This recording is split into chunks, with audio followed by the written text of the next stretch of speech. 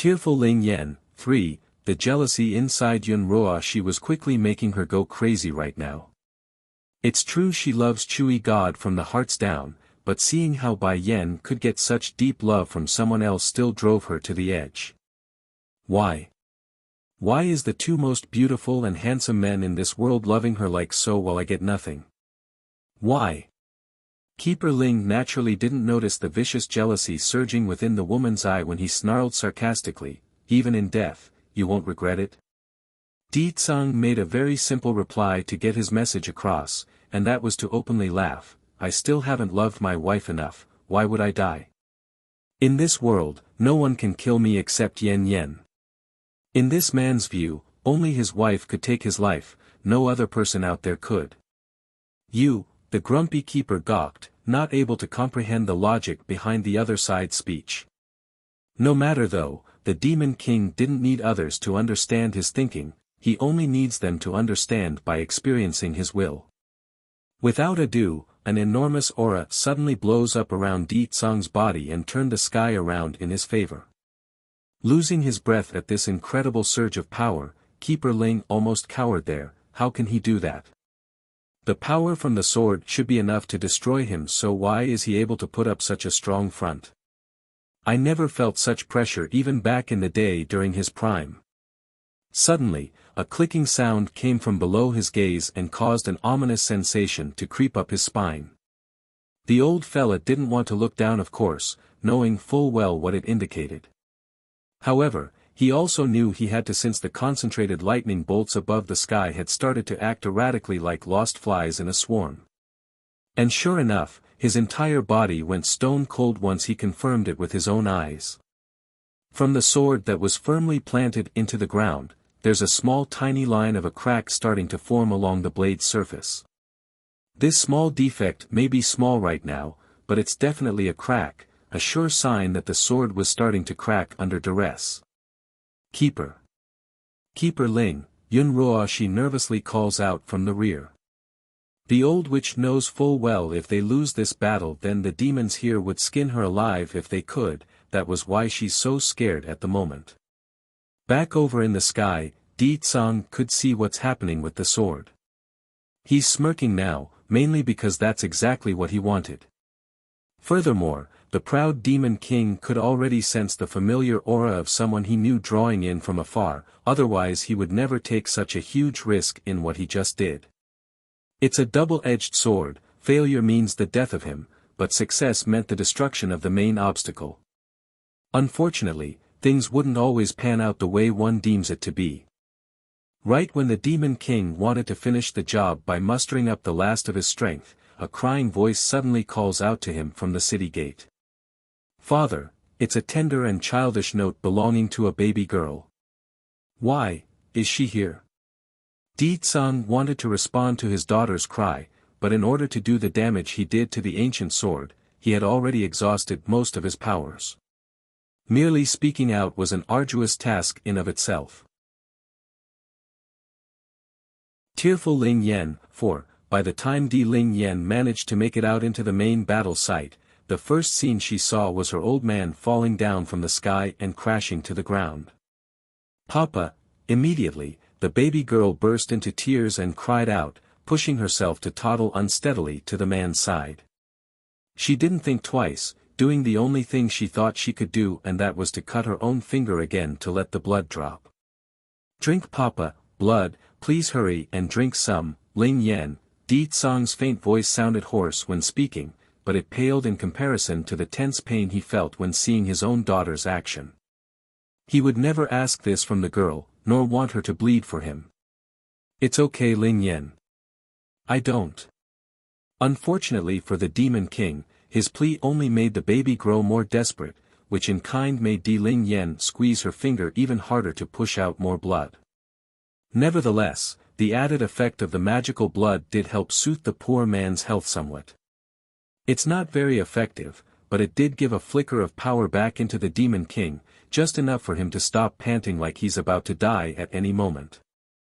Di Ling Yan didn't know what's happening, of course, all she knew was that her blood didn't have the usual effect of instantly healing the patient. Turning to the Birdman behind herself, Uncle Winger, what is happening, why is my blood not working? My blood is usually more useful than mother's alchemic pills, why is it not working on father, shaking head in a helpless manner over the girl's tearful face, princess, the king. He's like this not because of an injury, but because he expended too much power. Regarding the consequences of overextending one's power limit, Winger didn't want to say it because it would only hurt the demon baby even more. Even so, Di Ling Yan's instinct told herself it couldn't be good, and that was enough. Di Tsang also knew the consequences of his own actions and what it meant if there's no help from an outside source, but as a father, he's more worried about calming his precious daughter's mood than his own health. Reaching up to wipe some of those tears, the Demon King's complexion continued to grow worse. Why? Grabbing her old man's hand in the process, Di Ling Yan cries upward towards the sky like she's speaking to the heavens itself, what wrong did I do? Why do these people want to hurt me? Her helpless voice only added to the pathetic nature of such a plea because everyone here understood there's no such thing as fairness in this world. In a timely yet unwelcomed moment, Keeper Ling Yan's pompous and arrogant voice cuts in, ha ha ha, Demon King Di Tsang exhausted himself in order to ruin my sword, and now his daughter came running out on her own volition, fate really is on my side. That said, the old grumpy elder continues to grin but had locked onto the baby girl's presence, little girl, don't worry, I will give you a painless death when I take your life. Di Ling Yan didn't care what others had to say though, all she did was cast her eyes downward at her own man like she's in her own little world. Nevertheless, the muttering response she said told everyone she's well aware of the situation, my life is given to me by mother. I may be small and don't understand much about this world, but I know enough that aside from my mother, no one else can demand me to die. She may be childish and young, but the girl's words were more than enough to make Keeper Ling grind his teeth in hated anger. Why are all of Bai Yan's children like this, so lacking in virtue and teaching? Just like her mother, this demon princess is so selfish and arrogant, she doesn't give one care about the world. The sneaky Di Ling Yan, 1, ha ha ha. Though he's laughing, Keeper Ling's tone nevertheless gave off a creepy chill that's unfitting to his style. Little girl, your parents have done too many evil things in their life, and now we are merely trying to help you because only you can gain redemption for your parents. The old fella knows full well Di Tsang didn't have the strength to stop himself anymore, but he's a member of the Celestial Palace, an institution of the highest moral standard. Even if he takes a life, he wants to make sure the other side understand why they are dying. It's his ethical standard. Showing an irritated face, my father and mother have done nothing bad, it's you people who won't let them go and kept pestering them. She won't allow others to bad-mouth her parents, that's the demon princess's standard.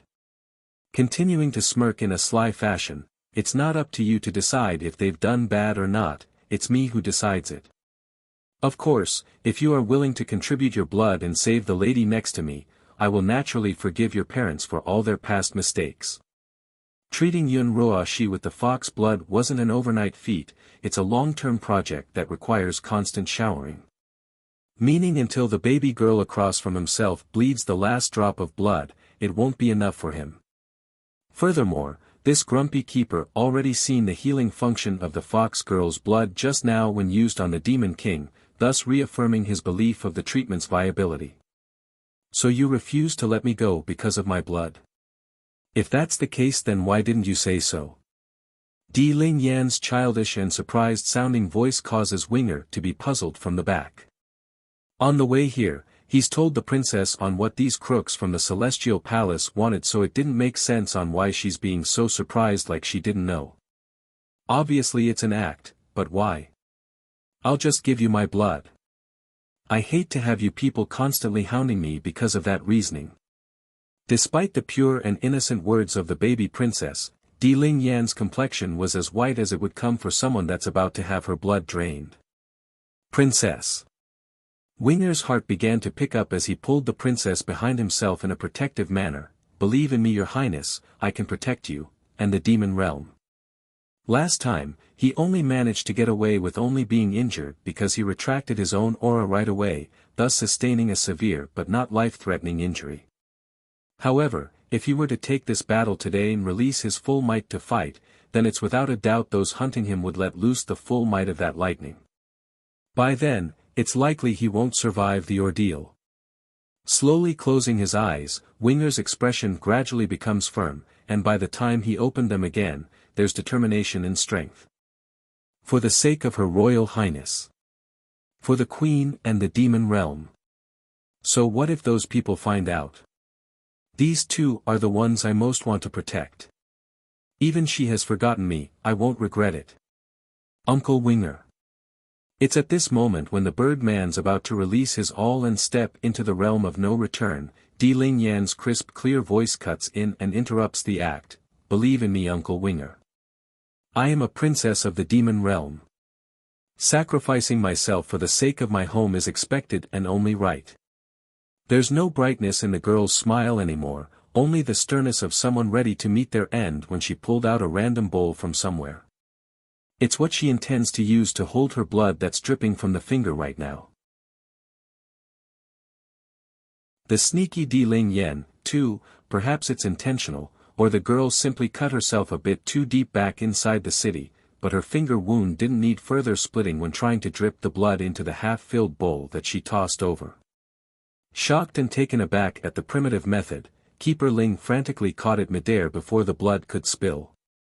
Even so, the rude act couldn't hinder the elation that's showing across the old face. Hurry Roshi, come take this blood. He personally watched the baby girl bleed herself there, that's why the old fella didn't suspect a thing on why it went so smoothly. Furthermore, these keepers from the Celestial Palace are all individuals who are not prone to the scheming and conspiracies of the human world, hence the reason why they are so easily deceived, especially by the old witch who's been having their heads wrapped around her fingers. Yunruo, she didn't show the same kind of elation like the other side though. She's downright panicking, Keeper Ling. I don't think it's a good idea. Having me drink blood, I just can't. If my body really recovered, wouldn't that mean I would have to shoulder the burden of protecting the world? No, no, no. What does these people take me for? Why should I sacrifice myself for someone else? You are the only hope of the Celestial Palace, Roashi, the elder sighs with a frown showing across his old face, and, only by having you recover will we never fall. Now we are only asking you to drink this blood, why are you refusing? The old witch's face only grew paler as she's being forced into a corner. There's simply no excuse she could use to refuse without her lies unraveling. Accepting her fate, Yunruo she decisively takes over the bowl and chugged the reddish liquid. However, instead of showing a look of healthiness and strength afterwards, the woman completely dropped the bowl onto the ground and shattered it. She's bleakly white while trembling, which only got worse as she puked blood like someone being injected with a vicious poison. Ruoshi. Screaming out in agony over this picture, Keeper Ling rushes over to catch the following woman. Turning to confront the baby girl, you wench, how dare you scheme against Ruoshi? Making an obvious skittish face at the huge holler, Di Ling Yan appears scared on the surface. I don't know what's going on, but I do know that if a bad person does bad things, they will be poisoned if they take my blood. So, she must be a vicious and bad person as well. Humph. That's what you get for hurting my parents and wanting my blood. Now let's see what you will do. Keeper Ling's body started to shake all over due to how livid he was inside. He's green in the face and wanted to strangle the young baby. Knowing full well she's infuriated the enemy, Di Ling Yan starts to move on to her next phase of the plan. Uncle Winger, when a person dies, will their blood solidify? Yes, Winger's mouth twitched because he now understood why the princess did what she did. She poisoned Ruoshi by poisoning herself first. The sneaky Di Ling Yan, 3, oh yes, they want my blood and they want to kill me while doing so, didn't they? Oh well, it looks like they will never be able to use my blood then. Di Ling Yan speaks like she's just come to the realization. You. Keeper Ling's face went a shade of green as he pointed that finger in an accusatory manner. Yes, they are going to kill the girl eventually, but not right now. See. Giggling in her voice, I said it already, you are not qualified to kill me. Her smile no longer carried any of the childish delight she had before, only a chill that's distant and cold. Winger may have known the princess for a short period only, but the Birdman never expected to see such a strong side from the baby girl. It's completely out of character and beyond her age. Sinking into a dark glare, Keeper Ling now understood what the baby was trying to do. Humph. You think we can't take you back with us first and then slowly deal with you? As long as she arrives at the Celestial Palace, then her fate would be sealed. That's a fact and a simple task to achieve right now. Unfazed and still smiling with that frosty look, you can. However, if you force me, then I won't ever give you the cure to the granny's poison over there. Yun Roashi's brain literally exploded right in that moment. Not because of the poison though, nay, but because she's been called an old granny. A lethal sore spot for any woman of age. This wench, she actually dared to call me a granny. I knew it, she's just as annoying as that Bai Xiachen. As expected of Bai Yan's children, they're all ill-mannered brats. She wanted to say something to rebuttal that claim, but the clenching pain from the abdomen sent her crouching down like a squirming worm. You admit you added poison? Keeper Ling also explodes upon seeing the pained look of the old witch.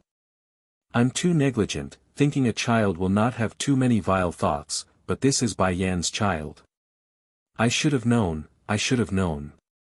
Di Ling Yen didn't pay too much attention to the elder's interrogating voice though, instead she continues to speak with the Birdman, a huge disrespect for any keeper. Uncle Winger, can you take my father back to rest? His injury is very serious.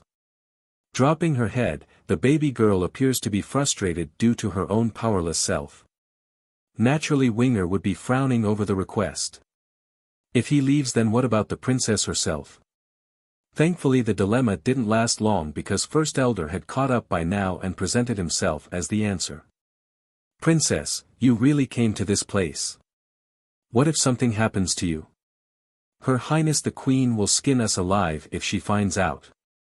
Quivering in his lips, First Elder said the first thing that came to his mind before noticing Di Tsang lying there in a pit. The king, tearing up in the face now. Di Ling Yen promptly answered, First Elder, my father is hurt, can you take him back to rest?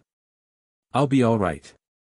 First Elder didn't move though, instead he signals the old goat who also came with him to lift their liege out of the hole before turning to the one responsible. Keeper Ling, you people from the Celestial Palace all claim to be morally benevolent, yet you're hurting a child. Don't you think it goes against what you claim to stand for? Making a mocking laugh, Keeper Ling obviously felt otherwise based on that sarcastic tone. Child? If she is a child, then how could she plot a murder? You think a child can do such a vicious and cruel thing? How can you say that about me? You want to eat me and I'm supposed to be grateful?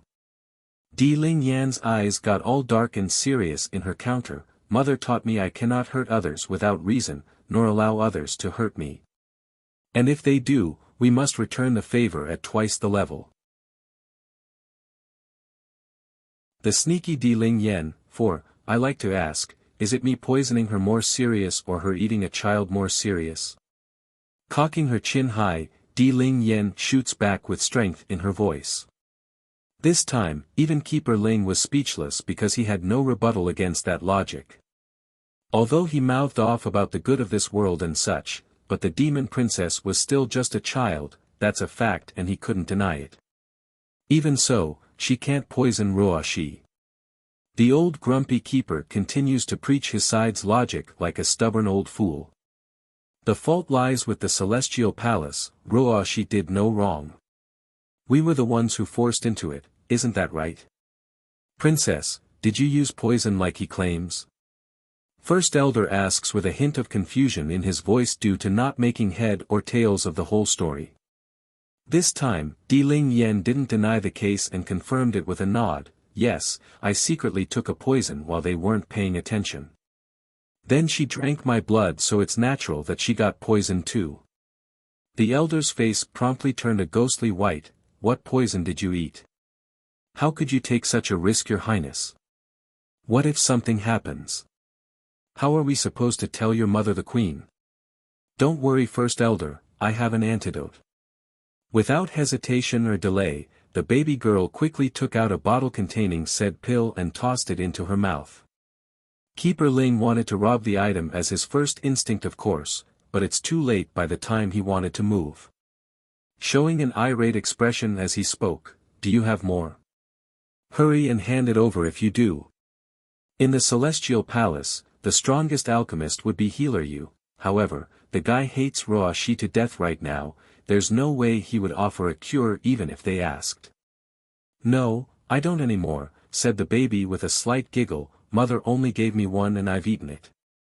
By the way, this antidote will only work after a month's wait.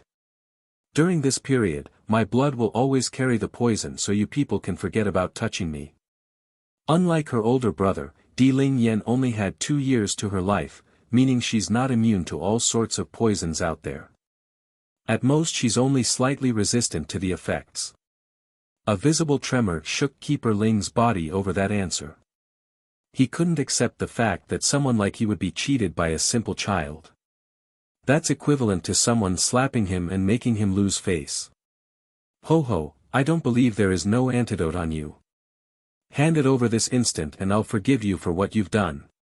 It's then, a snickering sneer cuts in from above and catches everyone's attention. "Forgive? On what basis do you have to say that word after all you've done?" Standing in the open sky was a woman donning a dress purer and whiter than a drifting snowflake, surreal and mesmerizing. However, the indifferent glare in those eyes seems more threatening than a ferocious beast ready to pounce at her prey. Di Ling Yan was the first to react to the new entry, especially when she recognized that incredibly similar face to her own mother's. "Grandmother, you are back." Bai Ning initially fell into a pause over the way she was addressed, but those eyes soon turned to eagerness as she stared downwards at that cute cuddly face that's also staring upwards. The sneaky Di Ling Yan, 5, for a while, Bai Ning forgot where she was and kept staring down at the joyous image of the child. "This girl. 2 years old. And call me grandmother? So, she's Yenner's daughter. Are you Yenner's child?" Calming the ferocious glint in her eye, the woman's gaze now carried calm like the shining sun when warming the planet. "Grandmother, my name is Di Ling Yan, it's big brother who named me. Did you know mother kept talking about you while you weren't around?" The little peachy girl's voice was very good to the ear, assuring others her beauty would surely rival her own mother's one day. Against such a lovely child, there's no way Bai Ning's heart wouldn't be turned. Oh. Bai Yan should be just as cute and cuddly as this child if she was still a baby. It's because of me that she had to suffer so much during those years. Thank goodness she had a good brother to care for her during that period, otherwise I won't know what else to do. Ling Yan is so good. Descending from the sky after saying that, Bai Ning firmly pulls the child into her arms and gave the baby a big huge hug. Then that's when she noticed the blood dripping down the girl's hand. "What's this? Who hurt you, my dear?" The anger surging within the woman's body couldn't be hidden at the sight of blood. There's a thin layer of red oozing out of the lady's figure, which only grew in kind once she caught a glimpse of the guilty individuals in the back. These people from the Celestial Palace want to use her blood to heal that Yun Ruoshi. Winger's tone and attitude was very distant and cold, totally different from the way he spoke about the old witch prior to the big exposure. Celestial Palace, it's the Celestial Palace again. Bai Ning grinds her teeth when speaking. "You people have done nothing but evil. Sooner or later, the world will not tolerate your crimes." Keeper Ling also flew into a rage at the accusatory looks. "Bai Ning, I was just looking for you, to think you would come show yourself of your own accord. You are right on one thing though in what you said, the heavens will one day judge the demons because this world doesn't have a place for such vile creatures. They've done nothing but evil. As if you got the right to speak ill of others." Bai Ning doesn't back down and fights back with her own sharp words. "You think the amount of people the Celestial Palace have hurt is little? There are hordes of innocent individuals out there who would love to see your head roll. Today, I, Bai Ning, will get justice for those poor helpless individuals who couldn't save themselves from your evil hands. Ha ha ha. Unfazed over the threat, the old elder only found the idea hilarious. Bai Ning, you seem to forget something. Who is the one that hid themselves from us for all these years, and who is the one that attacked the celestial palace while us keepers were not present? So, explain to me, what can you do now that I'm here? Bai Ning grinned. Then you seem to forget something as well. There's an old saying of things are not what it used to be. It's been so many years already, she's no longer the same Bai Ning who kept living in hiding like in the past. For the sake of her own daughter, for the sake of her own grandchildren. She even kept herself from returning to her own husband. It's all for the sake of making more breakthroughs in order to challenge the order of this world. What she didn't expect though was how quickly these bastards took aim at her family. A 2-year-old, they wouldn't even let a baby go. Self-humiliation, 1, Humph. Huffing a grunt, Keeper Ling's eyes contained a deep level of mockery at the threat. He didn't believe the idea for 1 second. Bai Ning, you are too conceited. Even the Demon King lost against me, what can you do with your measly strength? That said, a huge amount of pressuring wave came sweeping out of the senior's body, causing the weak to cower to their knees under this overwhelming strength. Right now, aside from Bai Ning, Winger and Di Ling Yen, everyone else have been affected to some extent. This includes First Elder who also had a change in color due to the pressure because he's obviously not of the caliber. Bai Ning naturally knows why the other side could act so arrogant. Darkening in her gaze, she remains cautious but still smirked anyway. Keeper Ling. In my life, there aren't many whom I care for, my daughter is among one of them whom I do. In the past, I only confronted the Celestial Palace because I couldn't turn a blind eye to the cruel and evil deeds you bunch did, but this time. If my daughter wants to overturn the Celestial Palace, then I will accompany her. Boom! A storm suddenly explodes out of the woman's body as well, causing the very earth under her feet to tremble under that might encountered the pressure from the other side. In comparison to the grumpy keeper's strength, it's no weaker nor stronger, that's Bai Ning's reliance. Not by turning to others for help, but by using her own strength to fend off the enemy. Keeper Ling's face completely changed at this change of event. No one knows better than this old guy here about how hard it was to break through to a demi-divine lord. Unlike the previous levels, once one reaches the high divine stage, it's no longer about stuffing the cultivator with power anymore, that won't work. The key to having another breakthrough at their level would be enlightenment plus power. If either aspect was lacking, the feat would be null when attempted. For Keeper Ling, his own achievement was 100 years after he reached a bottleneck at the high divine. If not for a fated encounter he experienced at some point in his life, he would be like all the rest and be stuck. And now Bai Ning got to the same level as him in a measly 2 years while he spent 100 years. That's absolutely shocking. The demon realm already has a Ditsang, I can't allow them to have another Bai Ning to add to their roster. Today, this woman must die. Not going to waste any more words, he knew what must be done and punched the air to release a preemptive attack. The recoiling force from the blast roared out, breaking the space and shooting over like an invisible rocket. Bai Ning had no trouble seeing through this since she's been on alert the entire time. In a flash of her body, she quickly dodges the initial punch and drew her long sword to recounter with an arcing wind blade of her own. However, the efforts were apparently futile because a barrier immediately materializes and blocked the swipe before it could even make contact. Snickering in the face, Bai Ning, as a fellow demi-divine lord, you are not my opponent since you've only recently reached this level. My experience and ability to control my energy is above yours. Just like the requirement in reaching this stage, the differentiating factor also changes for people at their level. It's no longer about having more brute strength, it's about being able to wield said power that's residing inside their core. In this case, Keeper Ling has had many more years over Bai Ning in grasping all of his abilities and what he could use or not use. That means he's more efficient and more precise in his attacks, leaving the old keeper able to last longer and eventually come out on top of the woman as the fight drags out. This was also the reason why he's considered the strongest keeper of this current era. He's able to control the output of his powers much better than everyone else. Of course, if all of the keepers from the Celestial Palace joined hands to fight Ling, then he wouldn't stand a chance. But what's the odd of that happening? Slim, if next to impossible. Self-humiliation, 2, Bai Ning's eyes squinted in as she gently exhaled like she's come to a decision. First Elder, you take Ling Yan away first. I'm afraid I might hurt her by mistake if she stays here. The old senior didn't have time to comply though, because Winger had already stepped forward to take possession of Ling Yan first. There's an understanding between the grandmother and the Birdman once their eyes met, which needed no further words to express. Returning her gaze to arrogant keeper, Bai Ning reforms her indifferent and cold gaze. There are indeed gaps between various demi-divine lords, but to me, those differences are non-existent and have nothing to do with me. Also, I said it already, I am no longer the same person as I was before. I won't be running from anyone. The momentum around the woman promptly grew more violent.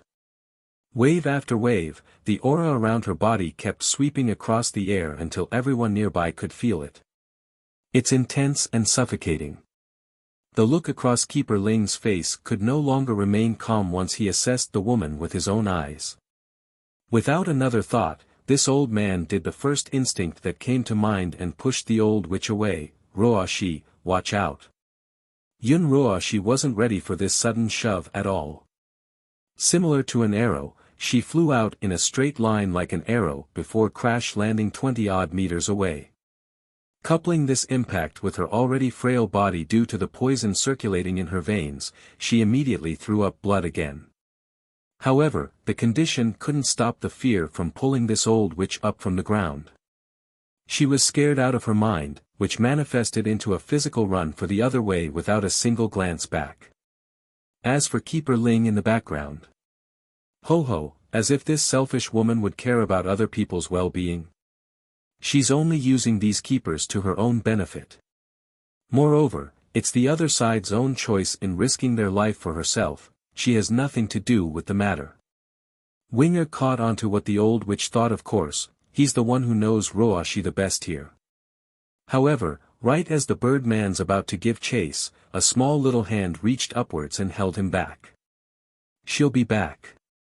Di Ling Yan says, her lips smiling like a mischievous fox that she was. She's poisoned the woman already. Aside from the baby's mother, there's unlikely anyone else who knows the recipe to the antidote. Also, the most important matter at hand was helping her grandmother. For some unknown reason, the baby girl wants to keep Winger around as a assurance. That's her instinct working and not anything logical. Ha! Bai Ning finally read through what the old keeper wanted to do as well. Narrowing her eyes in, you want to protect her. But look at that woman, which part of her behavior is showing she cares about yours? A slight flush similar to an embarrassed face appeared in the old fella's face because he could also see the old witch fleeing behavior. Roashi is not afraid to die, she's only afraid she cannot complete her mission of protecting this world. For the sake of all life, she must do so. Bai Ning's smile only got deeper and more mocking, like she's just heard some funny joke. Likewise, First Elder and the other demons nearby were also stunned beyond belief. They've seen cowards before and shameless individuals as well, but this sort of blind ignorance was at a different level. No matter though, whatever the case it was between the Celestial Palace and that deceitful old witch, Bai Ning didn't care. Brandishing her longsword, she unleashes her murderous power for the other side. Keeper Ling got white in the face then as he attempts to defend himself. It's now he finally understood he's been underestimating the woman and hasn't kept his guard up. Gritting his teeth, the old senior swings his sword to meet the attack head-on. Boom! Following a loud explosion due to two opposing forces, the wind blows everything away in the near vicinity. Self-humiliation, 3, the whole sky carried the scent of gunpowder, smoking and tense as the dust cloud created by the explosion covered the air. This eerie mood continued right up to the point when the powdery substances cleared up, but what it showed was something most wouldn't have expected. Standing across from the proud woman was none other than Keeper Ling, but unlike before where he's arrogant and conceited, he's a ragged mess with his clothes mostly torn and ripped in all corners. There's blood slowly spreading out from the corner of his mouth and a look of horror along that old face. How can it be? She couldn't have made the breakthrough all that long ago. How can she wield so much power in one attack? Of course, the idea of Bai Ning forcibly enhancing her own strength through underhanded means did occur as well, but considering Keeper Ling's experience and awareness, the old fella was confident he would be able to pick up the unstable factor of someone going down that route. In other words, the power shown was the real deal in his view. Keeper Ling, do you now believe I'm no longer the same person as I was back then? Smiling in the face, Bai Ning's aura continued to grow as she spoke. Not only can I deal with you now, I do it with ease. As for the Celestial Palace, just wait, I will go settle the debt sooner or later. The old keeper's heart trembled at the threat, causing his hands to tighten into a ball. Now you can scram. By the way, go back and tell your peers to tidy themselves up for me. I, Bai Ning, will personally settle the score with each and every one of them. The woman's voice may be mild and indifferent, but it's strong and powerful to the ear like a drumroll to the other side. That's all Keeper Ling needed to hear though. He didn't argue, nor did he leave a sinister remark before leaving, he merely turned and left in silence. The old man's ashamed of himself for fearing for his own life despite all the moral values he kept spouting. Madam, Winger mutters from the side, why are we letting him go? The question was good, a reasonable one at that, however, it was First Elder who spoke up to answer it instead of the woman herself. Madam Bai Ning, if I'm not mistaken, you must have taken a special drug to forcibly enhance your powers, didn't you? And that drug, it's only viable for one attack, is that why you let him leave? That's to say, the raging storm of an attack Bai Ning did just now was indeed done at the help of outside materials, just that it's very special and unique to the point where Keeper Ling didn't realize it due to his stunned mindset. If the old grumpy keeper had insisted and had a stronger spirit to fight, he would have immediately exposed the deception. Yes, First Elder, I did take a special Dan pill for that attack I used. I'm like that Keeper Ling, both at the middle stage of the demi-divine lord level. He can't break through my defense, nor hurt the people behind me if I insist on blocking him. Naturally she wouldn't have done this if she could kill in one blow, but that's simply too hard. Also, I took into consideration of the current fighting force we have. My daughter is not around and my son-in-law is wounded as you can see. In that case, I feared my prolonged battle with Keeper Ling would draw out the other keepers in the Celestial Palace.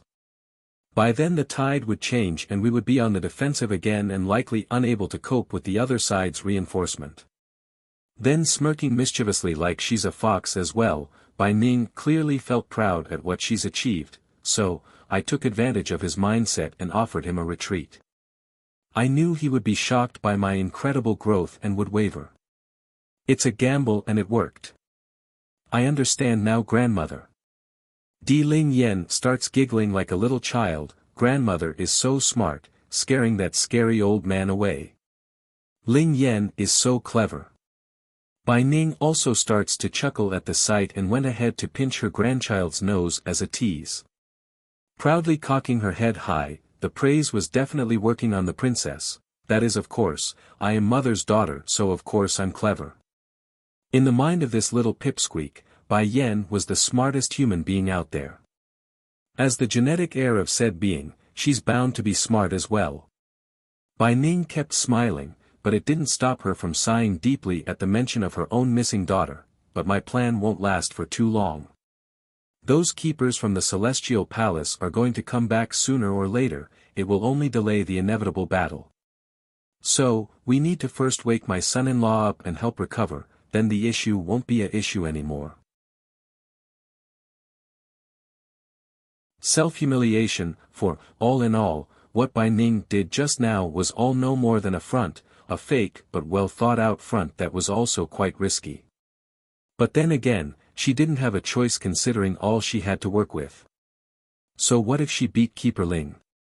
Surely the Celestial Palace would bring in the other keepers afterwards, what then? Obviously nothing. One person of her caliber wouldn't be able to contend with that many. She's proud and courageous, not foolish and blind. Of course, if the worst-case scenario occurred and Keeper Ling stuck around, then obviously the woman here would fight to the end. Fortunately it didn't, and things worked out fine. There's no person in this world who wasn't afraid of death, it's just a matter of are they prepared to meet their end for their goal. After leaving the demon city, Keeper Ling soon caught up to the old witch, who continued to flee at her fastest speed. And like usual, her lies and deception easily fooled the old man, claiming she only escaped for the sake of saving the world. Just like that, the pair returned to the Celestial Palace without further incident. Keeper Ling, what is going on? Why are you and Ruo Shi in such a horrid state? Some of the keepers who saw their return hurried over to ask for their condition, especially Keeper Zun, who showed the greatest worry due to his kind nature. They all believed Yun Ruo Shi to be the savior of this world, so many were quite unhappy that Ling would allow the girl to suffer such injury. What if she dies before the calamity strikes? What then? Ignoring the blaming looks coming his way, Keeper Ling got straight to the point. Di Tsang has a daughter. That wretched demon wench schemed against Ruo Shi and poisoned her. There was a long pause after the news, followed by a burst of ecstasy in the hearts of these old keepers. Apparently the joy had overshadowed the other part about the poison. There's a princess in the demon realm. Then does that mean Ruo Shi can be saved? Huffing a grunt at the question, if you can pull a win over that Bai Ning, then go ahead, she's at the demon city right now. Although Di Tsang the demon king is injured after his fight with me, it's not enough to cripple him. If we go now it will only result in our death. Bai Ning? What does this have to do with Bai Ning? Wait, does that mean he's hurt and in this ragged state because of Bai Ning? Many of them thought, gazing up and down at their peers' horrid state. Are you sure? How can that woman be a threat? Keeper Yellow asks with a skeptical tone. He's the one most against Ling and still held a grudge for the previous punch he took. Gloomy in the face, Keeper Ling obviously recognized the skeptic looks coming his way. Do you not see my appearance? This is what Bai Ning did to me, and guess what? Do you know how many hits she needed to hurt me? Just one. She hurt me to this level with one blow. If I hadn't run fast enough, my life would have been left there today. If one never experienced it firsthand, then of course they couldn't relate, but he did. That's why he's so affirmative that Bai Ning has changed drastically compared to 2 years ago. When everyone heard his outcry, they promptly got all quiet. It's eerie and uncomfortable.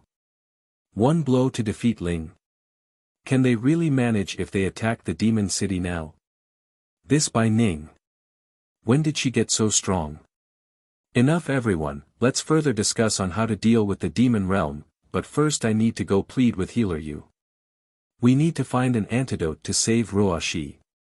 Keeper Zun's gaze got all gloomy at the prospect. Let's hope he will help. After saying this, the kindest of the keepers hurried away from the spot and headed for the back mountain where said person would be. However, due to the deep hatred Healer Yu has of the old witch right now due to a misunderstanding, there's no way he would help. And word travels fast around these parts, especially in the Celestial Palace. When known, the old alchemist immediately hightailed it out of there with Yu Shishir and caused Keeper Zun to hit a miss. Self-humiliation. 5. After hitting a miss with Healer Yu, who had left ahead of time, the remaining keepers were all getting quite anxious due to the old witch's increasingly dire condition. She's green and red all over, a sign her health wasn't getting any better or stabilizing. Do you remember that sword left to us by that individual? The sword is sealed with his power. With gritted teeth, Keeper Yellow mentions this with obvious intent. I remember, Keeper Zun pauses for a moment knowing where the conversation was heading. You want to use it now? That's right.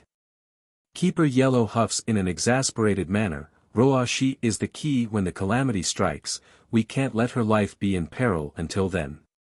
It doesn't matter if we can keep the sword until that day if we loses her instead.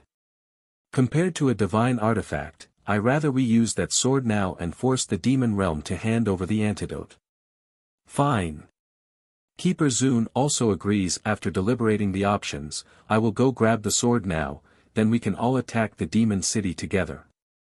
Having said that, the kindest of these old fellas began to turn for the altar hall. However, right as he's about to make a second trip out of here, a gloomy and heavy voice stops him. You don't have to go. Frowning in the face, the confused elder swings his head around at the source of that voice. Why? Are you still unwilling to use the artifact? Don't you know what is more important here, Roa Shi or the sword? The power in the sword could only be used once after being activated, so it's within reason to be unwilling. It's just that the following reply from Keeper Ling was a news so bad that it left everyone in a distraught state. I'm telling you not to go because I already took it with me when I went out to search for Roa Shi. Bring the sword. He brought the sword, then why would Roa Shi be poisoned then? The idea kept circulating in the air without being spoken. But, the sword was destroyed by Di Tsang. Boom. Similar to a thunderbolt, their minds were blown away until it's a blank slate. But, the sword was destroyed by Di Tsang. Ruined? You're kidding with us, right? Keeper Zun asks with trembling vocals. Even if the sword didn't carry the sealed power inside anymore, it's still a divine artifact. What power could destroy a divine artifact? Not even they could make a dent on the blade, let alone destroy it. Keeper Yellow was the first to come back to his senses. Without another word, he rushes up to his grumpy counterpart and grabbed the collar. Keeper Ling, tell me you are kidding about all this, tell me you're only cracking a bad joke. The latter didn't speak, only keeping silent to reaffirm his answer, which was enough to make Keeper Yellow lose his strength and grasp. They all understood now, this was no joke. Why did you take the sword out without discussing the matter with us first? Do you know what you've done? Despite being the kindest and most tempered of them all, Keeper Zun also felt angered and frustrated at the other seniors' rash action thus far. How are we supposed to save Roa Shi now? The sword could have helped us in procuring an antidote, but now without it, what else can force the demon realm into submission? The kind keeper continues to berate the other side with red showing in his old eyes. Guilty as seen, Keeper Ling didn't talk back this time and simply took it.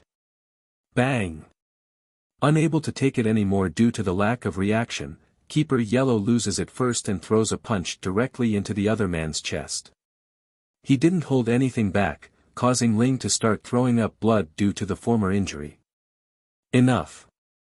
Yes, I did make a mistake in taking the sword without first informing you all, but what does it matter now?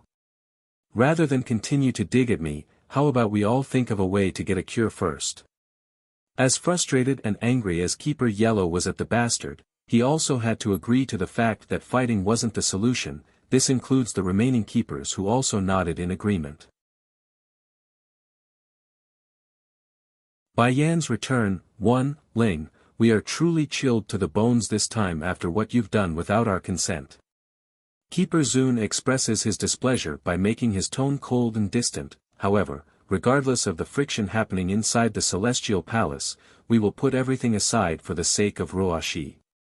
The urgent matter is, like you said, to save her. Everything else can come afterwards. It took several days for Keeper Ling to bring Yun Roa Shi back, meaning the poison has already been at work for a while. Based on the dreaded appearance of the old witch's body right now, they fear she really might not make it if nothing was done soon. It looks like we only have one option left. Keeper Zun continues after a long silence. Just like Ling said, Demon King Di Tsang is injured after destroying the divine artifact, meaning the fighting force of the demon city is at its weakest right now. Go issue a celestial edict in my name, we will gather all the forces we can for a final assault. In the celestial realm, most of the demi-divine lords are gathered in this celestial palace, but there are also some who refuse the invitation to join this organization and would rather live a reclusive life. They may not like this idea, but they couldn't do anything either about the will of others. Will this really work? Keeper Yellow asks after a brief pause. I'm only having them distract by Ning's attention, I'm not asking those outsiders to die for us. When the woman is busy fighting, me and Keeper Ling will sneak behind the main battle line and catch the demon princess. Pausing in his speech, Keeper Zun gives each of his peer a meaningful look to emphasize what it means to fail in this mission. By then I refuse to believe we can't force the girl to hand over an antidote. If they fail, then it would spell the end of this world. That's an outcome they couldn't afford. Looks like it's the only way. Keeper Yellow sighs at the idea. Roa, she can't die, otherwise the last hope they have would die with her. Those old fools out there knows this as well. I doubt they will be stupid enough to refuse our summoning with the celestial edict.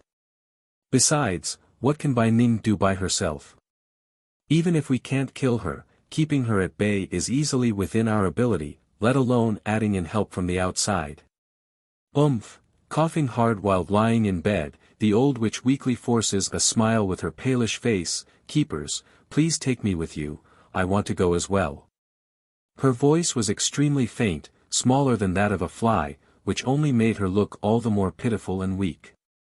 Ruashi, your health is not good, why are you asking to come? Keeper Zun asks with warmth in his voice, a total difference to his earlier cold attitude. I can handle it.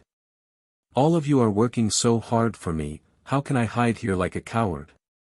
Keeper Zun, I know you're afraid my health will fail, but believe in your strength. I know all of you can protect me. The demon realm's about to be overturned, and Bai Yan's children are going to be slaughtered. As if I will stay here and not watch that important moment in person. There's also another reason the old witch wanted to go in person as well, and that was to retrieve the crescent moon amulet. She needs to make sure it returns to her possession because it's the only item able to prove to these keepers that she's the supposed savior. Without it, would they continue to believe her lies? Maybe, and maybe not. Regardless of the future, she's not going to give them even that sliver of a chance to doubt her. If Ruashi wants to go, then let her come along. I'm curious though, why did those bastards from the demon realm steal her amulet? We all know it's special and can't be used by just anyone. It's then Keeper Zun brought up this important bit of fact, which left everyone frowning in the room due to the dilemma. Bai Yan's return, 2, Keeper Zun. The old witch makes a bittersweet smile. This is my fault, the blame is on me. I accidentally exposed the secret of my amulet to those demons, thinking they wouldn't try to steal it off me. They believe they can also be the ones to save both realms instead of me. Wheezing in her breath due to the difficulty of speaking, the woman looked incredibly pale now, like she's in pain. I'm sorry, it's all my fault. I got complacent because I was able to resonate with my amulet and learn of its name being All Heaven. But I exposed All Heaven to those demons. After they learned of this, they snatched it off my hands and said they should be the ones to use it. Even though the poison has entered her body for some time now and caused huge damages inside, it's still not enough to hinder her foul nature from coming out. Her words were very effective, which roused a strong response from the crowd because this would be the first time the woman said the amulet resonated. This time we can't hold back any longer. I'm going to gather everyone right now, and together, we will rip those shameless demons to shred. Demon City. Not far away in the sky, Bai Yan was currently leading her son by holding his hand while flying forward in a very fast pace. And behind her, there's an immaculate-looking young man that's also keeping pace from the rear. Frowning in the face after noticing the strange movement on the ground, the woman stops traveling and begins to observe downwards. Son, do you see how many people are heading in one direction? I believe something has happened in the celestial realm while we were away. Mother, The steam bun also appeared worried after assessing the strange behavior of the people below. I also feel the same way. Those people below, I think they are all heading towards the demon city. If it's just some ordinary people then it's nothing to be worried about, but according to their senses, they could tell even the lowest level among the wave of individuals down there are at the middle divine with some high divines mixed in here and there. But more importantly, there's also one demi-divine lord. The celestial realm has more demi-divine lords. Bai Yan's heart began to pound at the thought. Unlike those who are rash and brash, the woman has always been the careful type, hence the reason why she made a spy agency back in the human world. Though she's never met all the keepers in person, but she had made sure to remember their portraits long ago. And right here, this demi-divine lord, she didn't recognize him at all. Yen, demi-divine lords aren't unique to the celestial palace, there are others living out in the celestial realm. It's then Mo Li Shang, the young man, speaks up after understanding why the woman was acting so perplexed. These individuals are not part of any power and are usually on their own, therefore, it's widely recognized that the keepers are the strongest force. Of course, there's also the factor of the celestial palace acting in a dictatorship manner, that's why no one have been able to surpass their influence and power. If they did find anyone able to challenge their authority, they would have long been erased by those old fools. Now Bai Yan's heart only got more worried. Let's go, we need to get back to the demon city right away. I have a bad feeling about all this. Something must have happened while we weren't around. There's no way the residents of the demon city wouldn't notice the huge movement of forces on their border, that's why the defenders were already ready for any attack. It's just that the expected time frame for this maneuver came faster than planned. I knew the celestial palace would begin their attack on us, but not this quickly. Only 5 days, Bai Ning sighs at the unfortunate event. Bai Yan's return. 3. Grandma. Di Ling Yen squirms into Bai Ning's arm to gain a sense of protection after noticing the oppressive air around everyone. Ling Yen, the woman's heart ached at the little fella's innocent gaze that's staring up to herself. Why are you out here? Is your father awake already? Shaking her little head, no, father is still asleep in the bedchamber. When will mother come back? She's been gone for an awful long time. If mother is back then I'm sure there will be a way to wake up father. The poor grandmother only kept silent at the careless remark. She wanted to say everything would be fine and that Bai Yan would return very soon, but that would be a lie and she couldn't do that to this little baby that's so innocent and kind. Ling Yan, I'm going to send you to a good place, okay? Huh? The girl blinks in a confused manner. Is grandmother going to leave me behind? No, of course not, silly. Swiping the baby's nose as a little tease, Bai Ning forms a smile to reassure her depressed granddaughter. The place I'm sending you to is where a friend of mine lives. He's a demon like you. I saved him by coincidence a long time ago and now he's currently resting there to heal. If I send you there then I'm sure he will protect you knowing you're my family. This time it was Di Ling Yen to go quiet. Staring downwards in a contemplative manner, the girl apparently had to take a moment to process the idea before looking back up. Grandmother, is something going to happen to the demon city? Can't you solve it? Are those bad people coming back? Bai Ning undoubtedly became shocked by how perceptive this little child was. It's true she's trying to keep the baby out of harm's way by sending her away, but to be so easily exposed went beyond her imagination. You need to believe in grandmother here, Ling Yen, the city is fine. Showing a helpless smile, if something really is about to happen then I wouldn't be able to send you away, would I? Grandma is lying, something is clearly happening in the city. I'm not going. I'm going to stay here and wait for mother to come back. Pouting her lips, the demon princess stubbornly refuses. Unfortunately for the lass, the grandmother there didn't intend to give her a choice. Right as she's distracted, Bai Ning used one of her needles and poked the child's sleeping point. Ling Yen, I'm sorry. You're too smart, so grandmother here can only resort to such means. Grandma, growing increasingly faint as her little mind became more and more tired. Try as she might, Di Ling Yan eventually succumbs to the trick and fell fast asleep, but not before a trickle of tear came rolling down those eyes. Bai Ning saw this reaction and knew why. Tightly holding the baby up to give one last hug with her own face, the woman honestly wanted to keep her around but knew it could do only bad in that option. Grandma. It's then another soft and childish voice came from the rear.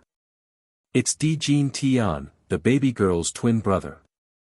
He didn't hear the whole conversation but did catch the part where his sister fell asleep. What is Ling Yan doing? Your sister is tired and needs to rest. Bai Ning smiled as the boy tries to check up on his sister. Jin Tian, do you want to go visit a paradise I own? There's a lot of delicious things there like fruits and candies. I'm sure you will find a lot of surprises there. That did it. The little glutton could be seen drooling right then and there, a sure sign he's been baited. I'm going, Grandma take me.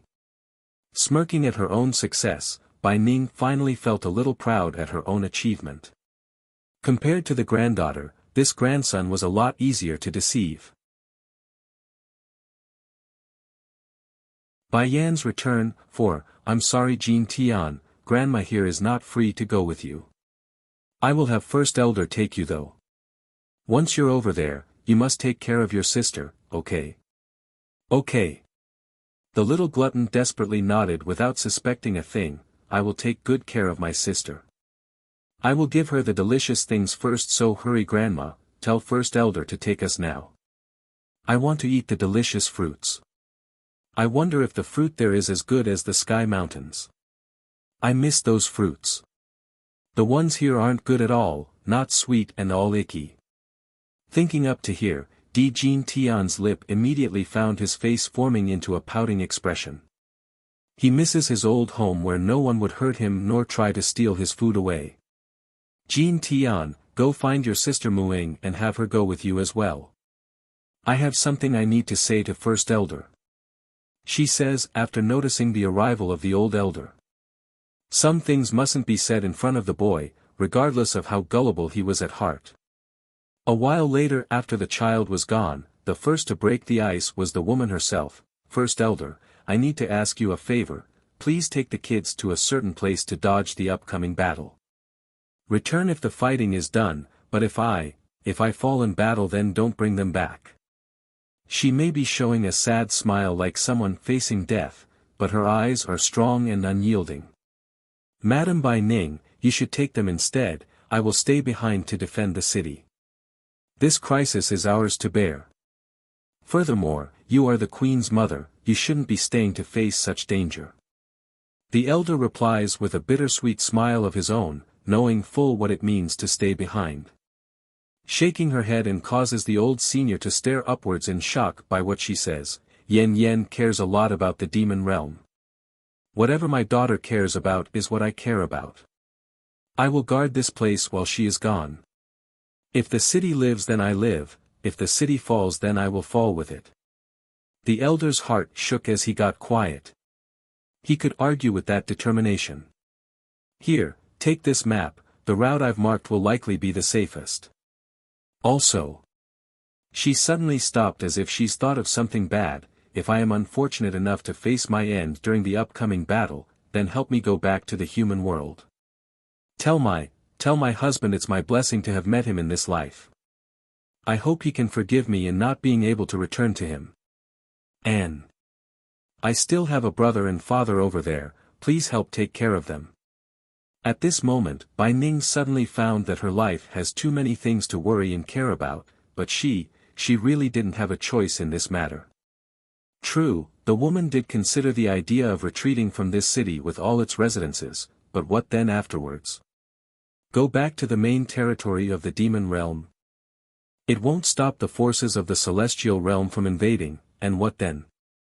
It would only create a bigger war and bigger casualty in doing so. What's more, Bai Yan hasn't returned yet. As her mother, Bai Ning doesn't want to leave without making sure her daughter was safe. First Elder had nothing more to say at this point. He knows persuasion was out of the question, and if he did make the lady leave, then who's going to defend the city? Himself? He would, of course, but the strength he held wouldn't be able to make a difference. Madam Bai Ning, I will remember your requests, and I will also protect the princess and prince with my life, that I promise. Closing his eyes like he's grown older, First Elder had to take a big breather before opening them again. However, his gaze was solid and firm, a sign he's going to see through to his vow at the cost of his own life. Bai Yan's return. 5. Demon City. There's only a loud rumbling ruckus outside its defensive walls at this point. Its defenders are now trapped with no way out. Have the demons get out here.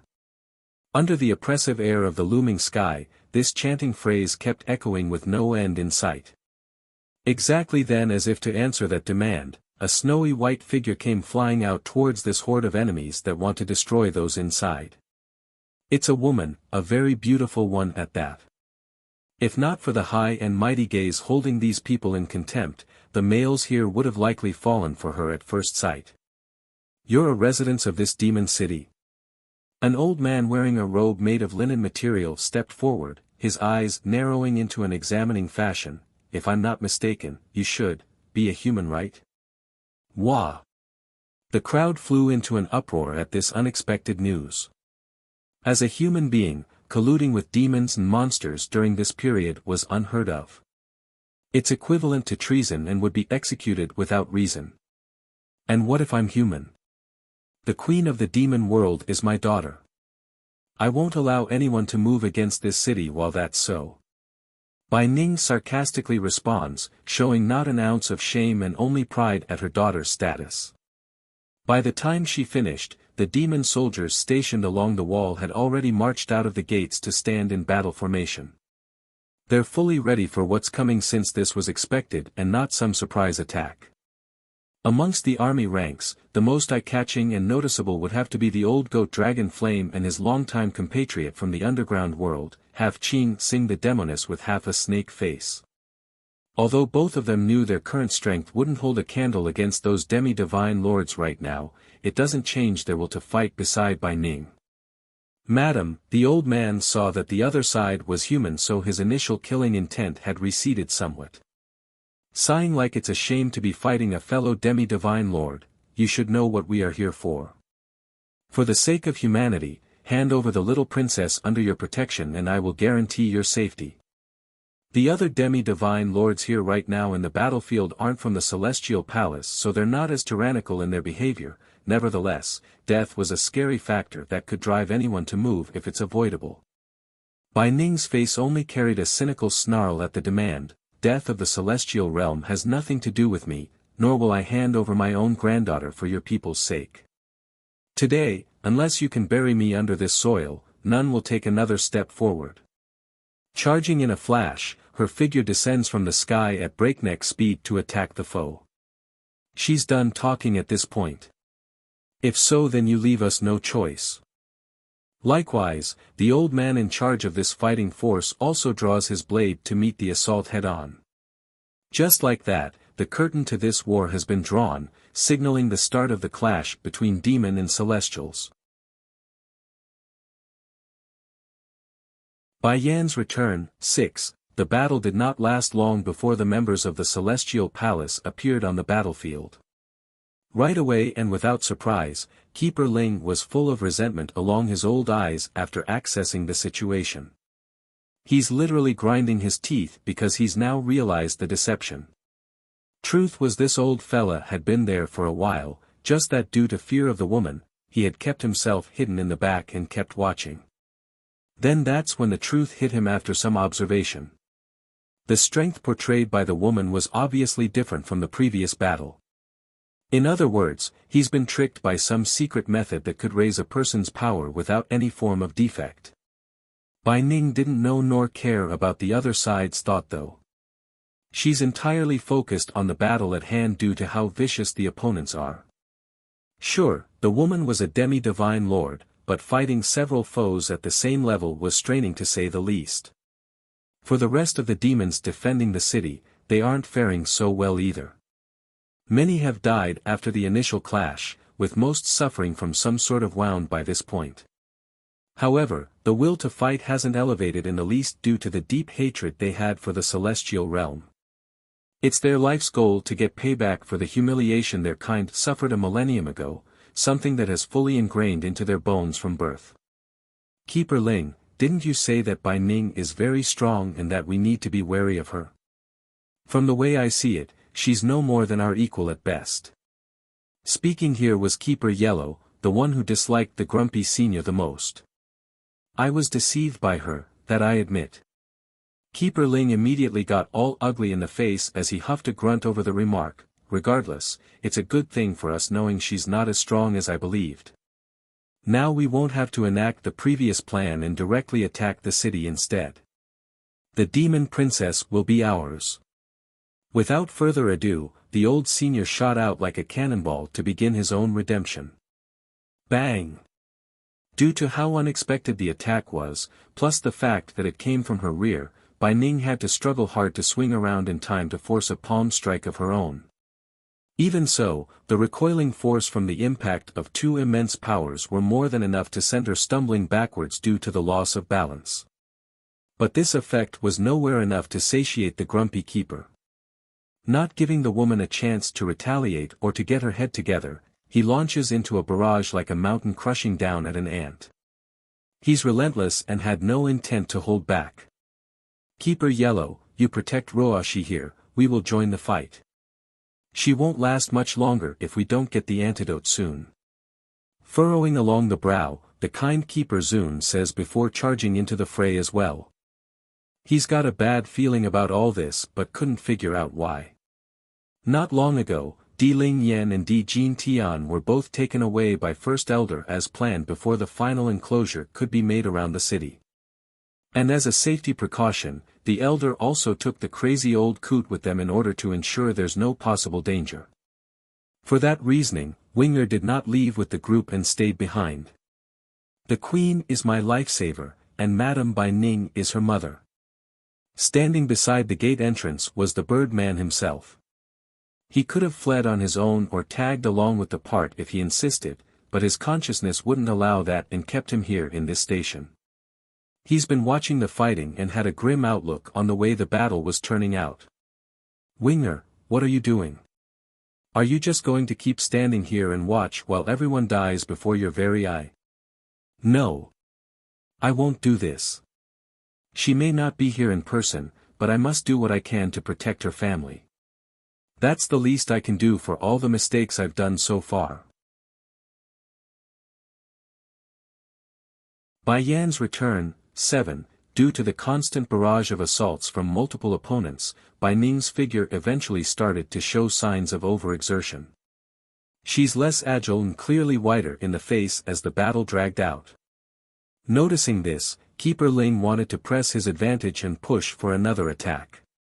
However, it's exactly then the thunderous sky above their heads suddenly stopped rumbling and turned into a grayish mass. Bang! Not expecting to be attacked from the rear himself, the old grumpy keeper found his chest taking a heavy blow, thus causing a huge amount of blood to come pouring out of his mouth. Who are you? He asks with a shocked look in the face after regaining his footing. The old fella never experienced such a cold hard glare before, and such power. It's actually making him feel uneasy inside. Winger, Yunroa she became shocked as well by the sight. No. It can't be. This is not the Winger that I know. That person is a weak-minded fool, not this one here with such an intense dominant aura. Who am I? Winger chuckles sarcastically, Yunroa she should know me better than anyone here. I am the one she used for the past several hundred years and shoved aside once she was done. Keeper Ling's expression changed greatly, mostly in the irate fashion. Roa she is not such a person, it's useless to frame her, we will not believe anything you say fiend. Frame her? Ha ha ha, as if she is worth me framing her. She took the Queen's amulet and used it to mislead me, otherwise why else would I follow her orders for the past several centuries? Fortunately I now know the truth. It's you fools who are still being lied to by her and being toyed around like idiots. The keepers naturally wouldn't believe a single word from the Birdman, but that doesn't mean it would be the same for those not of the Celestial Palace. This was especially true for the demi-divine lords called upon for this battle. They have stopped fighting after the initial uproar from the weaker soldiers and are staring over to demand an explanation. Keeper Ling, is what he said true or not? You need to give us an explanation. One of the leading figures in the battlefield comes forward, his voice heavy and demanding. Keeper Ling, it's then the old witch spoke up using her weak but angry voice like she's been humiliated. I do not know this demon, nor do I know why he's trying to frame me. I may not be some great saint in this world, but I am not one to be pushed over just because of my good nature. They've already stole my possession. This is unjust to say the least. Of course, compared to the words of a demon, these men from the celestial realm would much rather believe someone that's on their side. I didn't expect the demon realm to be this shameless. It's already one thing to steal other people's possession, then to turn it around and say it's the other side that's robbed you. That's right. Miss Ruashi's amulet is something I've heard about as well. They say the one who controls the amulet will reign supreme, and that not just anyone can activate it. Even if you demons take it away, it's of no use to you. Upon hearing the voices of all those on their side trying to defend herself, the old witch's sickly mouth began to form a smirk. She's very cheeky due to her own success. Bai Yan's return, 8. So what if Bai Yan got those demons to take back the amulet? The people from the celestial realm will never believe her. Moreover, the old witch has also decided that Bai Yan doesn't have the ability to activate the amulet. If she did have the ability, then why did she give her the item all those years ago? Presumably. This amulet, it's not hers either.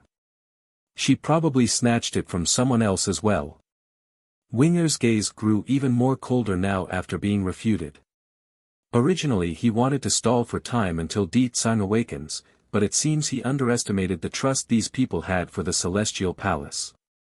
Yun Ruoshi, I made a grave mistake when I mistakenly believed you. So today, I, Winger, will use my life as proof to redeem myself.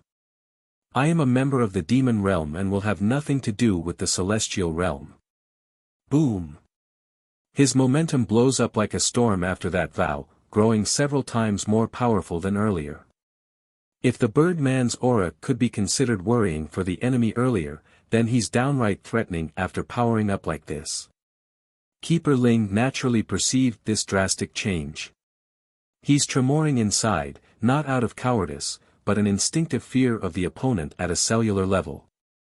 So, without a single word, this arrogant and grumpy senior did the only thing that came to his mind, turn tail and flee to the rear for cover. The other keepers also reacted similarly, sadly for them though, a few were too late in their pace. They simply didn't think it's possible for the demon city to hide someone so powerful that's not of the demon king. PFFFF. One of the slowest runners didn't even know what hit him then. Without a moment to retaliate, this poor keeper came crashing down to the ground in heavy thud, his eyes showing an intense fear at the ever-encroaching bird demon. Winger didn't have time to waste here though, like most people would be doing while they are at an advantage. He randomly picked up a sword from the battlefield and swung down at his decapitated foe, causing a huge gash to be ripped down the keeper's back. There's enormous blood splatter due to the destructive energy in there. This was exactly what Keeper Ling saw when he turned his head to take a look at his rear. It's horrific in the eye of this man, something he never even thought possible for a demi-divine lord to be slain so easily. Gritting his teeth, who the hell are you? The queen is my lifesaver. Because she is my lifesaver, I will not allow anyone to harm her family. A shudder ran through the old witch's heart after she heard what Winger said in his reply. She's very weak and needed to lean in against an old tree for support. Even so, this condition still didn't hinder her from clenching up those hands into a ball. Why?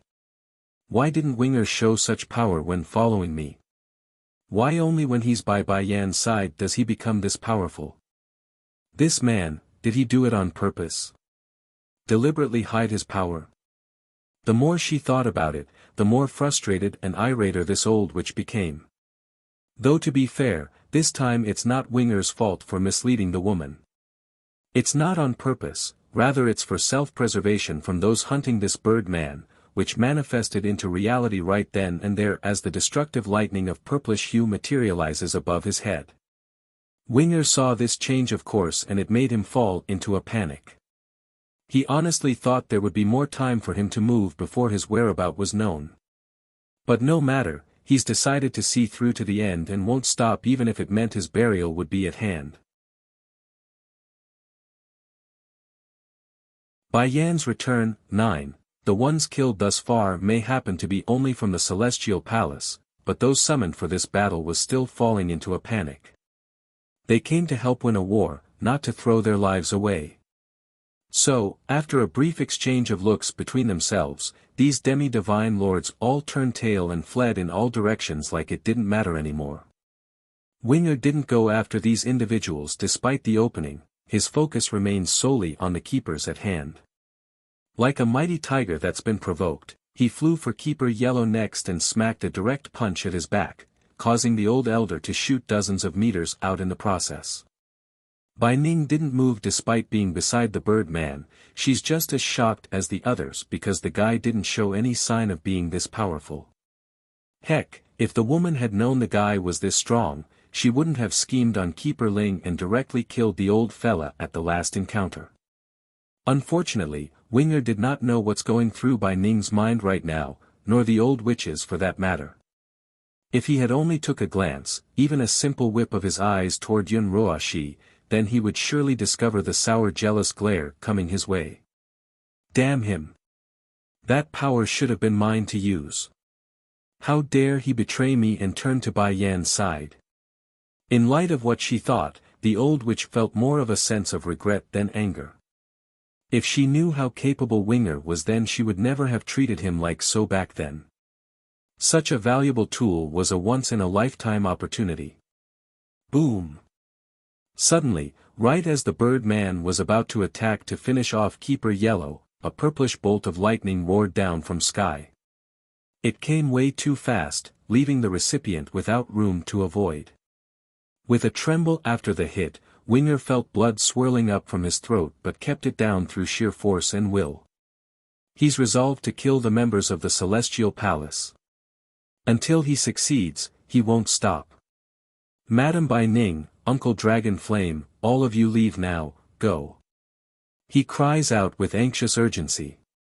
You, taken aback by the tone, Bai Ning makes a perplexed face. What's the matter? Go. Without explaining, Winger dropped this sentence and charged yet again. Perhaps the thunderbolt affected his strength too much, but the bird man could no longer finish off a demi-divine lord in one instantaneous blow. But even so, under his mighty fist, Keeper Yellow once again flew out several meters and puked even more blood. Ha, you demons are getting retribution from the heavens now, ahahaha. The blood-ridden old elder coughs and laughs with deep cynical sarcasm.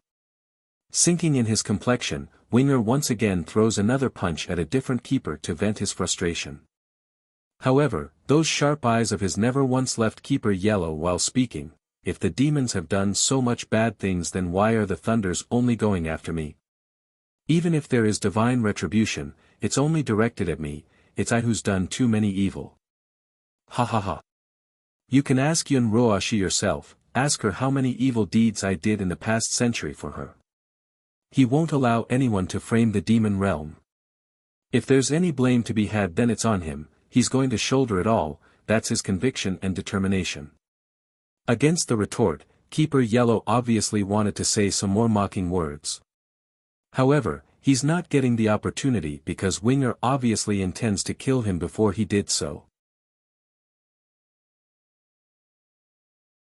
Bai Yan's return. 10. As the destructive bolts of lightning grew more and more intense as it continued to blast Winger's unyielding body, the bird man's outer appearance had fallen into a bloodied mess.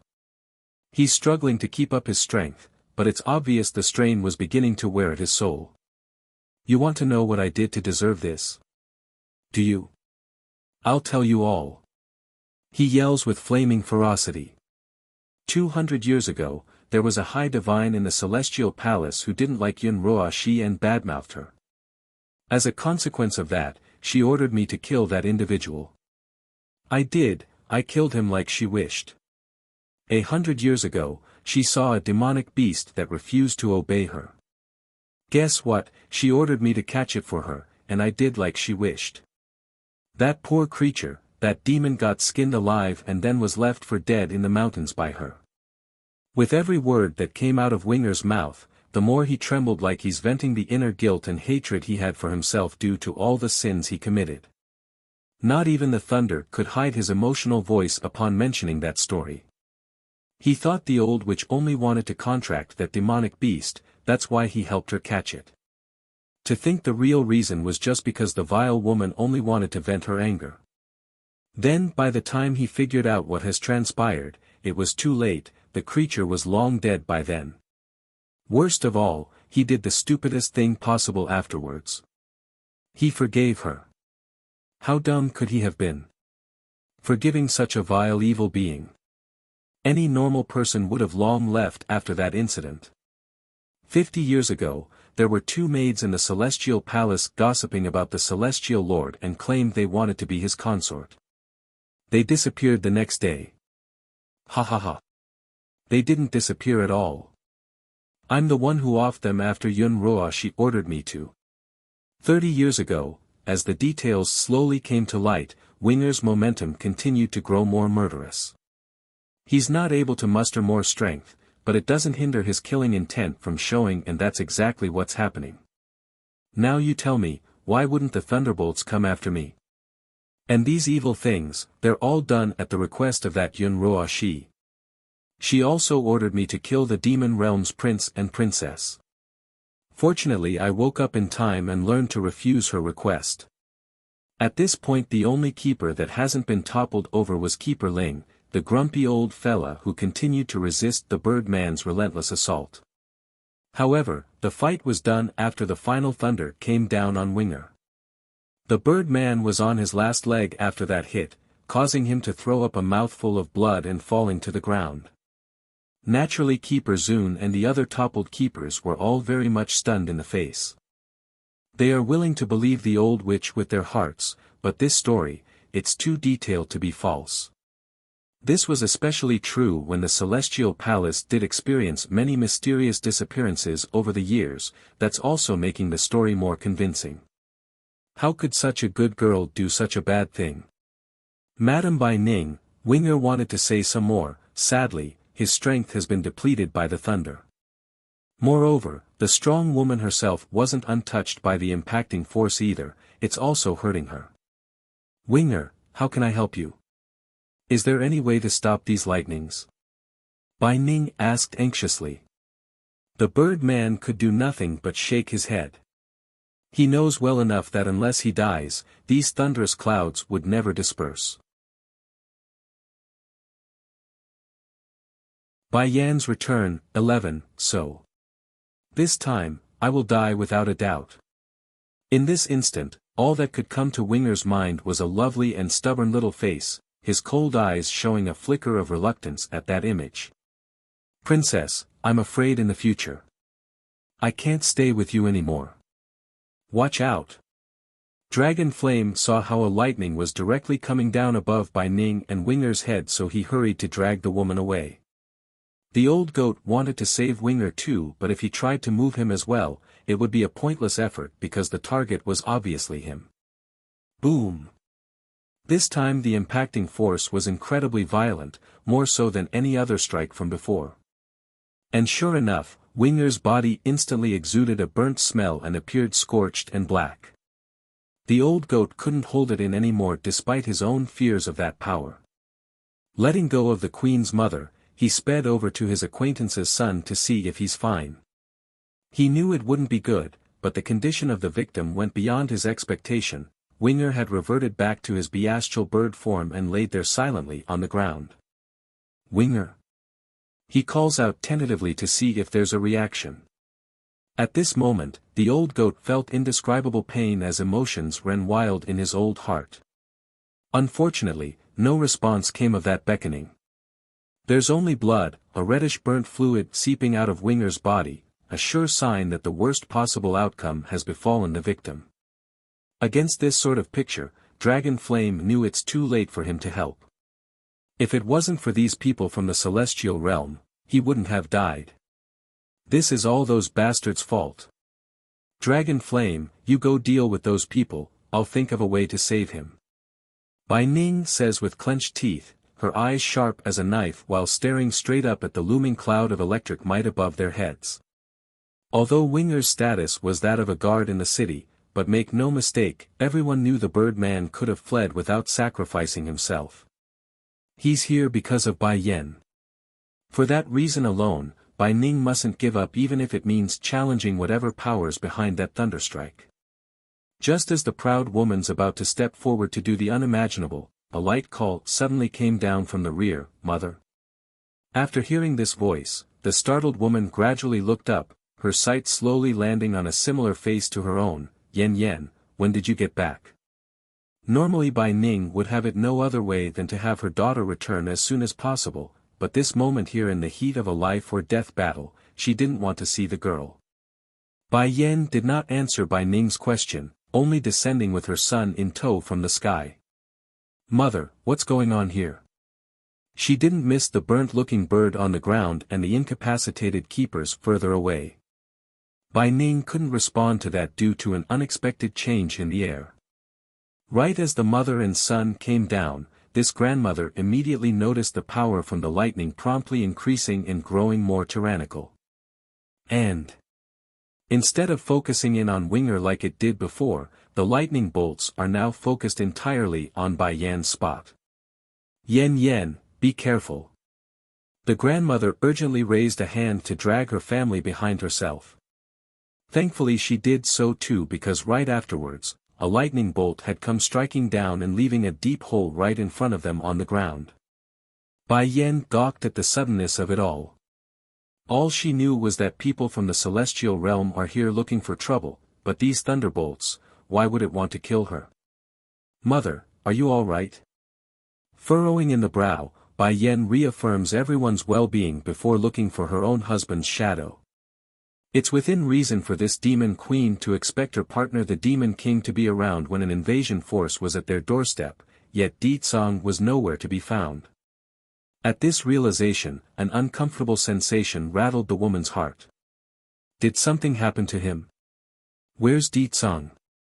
she asks with a worried note.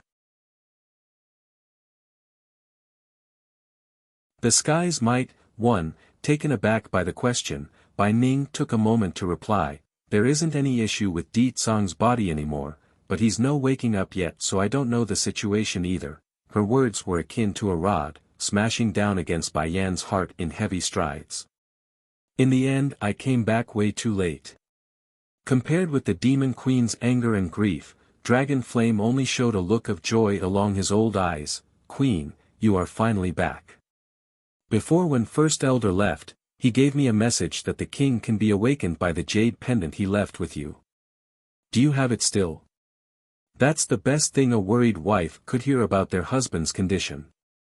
Without delay, really. "It's true your highness, that's what First Elder told me before he left with the prince and princess." Dragon Flame replies with earnest tone. Bai Yen holds a lot of trust for this old goat so she didn't doubt the information. However, right as her fingers about to touch the jade pendant from Di Tsang and hand it over. Boom! Thankfully Bai Yen was ready and escaped in the nick of time after being nearly hit the first time around. There's heavy scorch mark from where she stood, which alarmed the now alerted demon queen that it's no accident or coincidence before. Without another thought, she tosses the important pendant over to the old goat. "Dragon Flame, you go back and save Di Tsang, I'll handle the fighting here." These lightnings came for her, and now that her husband was unconscious, it's only right as the wife that she controls the front. She's a woman and not a baggage. "Mother, you take Xiachen and leave as well." After saying this, Bai Yan immediately threw her son over without asking for consent. No, mother. The steam bun became scared at being removed. Out of reflex, he wanted to grasp onto the sleeve to go back. Unfortunately, those small little hands weren't fast enough. All of you leave. Boom. Like a moth captured by the flame, those thunderous bolts once again came firing down at Bai Yan's spot. Yenner. Bai Ning cries out in fright at this horrific scene. She also wanted to go save her daughter, but the child in her arm was a package she couldn't ignore. In the end, this desperate pair of grandmother and grandson could only watch the numerous streaks of death come flying down like a bombardment. Being the only healthy individual from the celestial palace around, Keeper Ling just couldn't keep his trap shut in cases like these. A scourge will always be a scourge.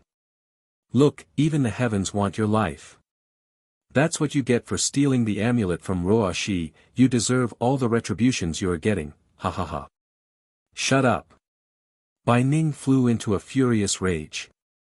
Swinging her sword out at the nasty old man that wants her daughter dead, she promptly catches the old bastard in the heat of the moment to cause a deep scar along the face. If you say one more word, then I will have my sword land on that Ruo Shi's head next. You, going green at the indignation, Keeper Ling wanted to lash out but couldn't. He knows that with the woman's character, that's not an idle threat but a prediction. Most of the other keepers are still alive, but they're all injured in some way. That means there's no way to ensure absolute safety for Yun Ruoshi right now. Against such a risk, the old grumpy guy couldn't afford it. The sky's might, too, mistress. Half Qin Sing saw the countless lightning spreading across the field and was appalled by the level of destructive might it controlled. What kind of power is this? This power was too much terrifying, beyond anything this snake demoness has ever seen. Bai Ning panicked at the scene. The woman thought her willpower would stop that body from moving on its own due to the boy in her arms, but that's apparently a wrong assumption on her part. Without realizing it, the lady was already rushing towards where Bai Yan stood. Run away, Yenner, run away.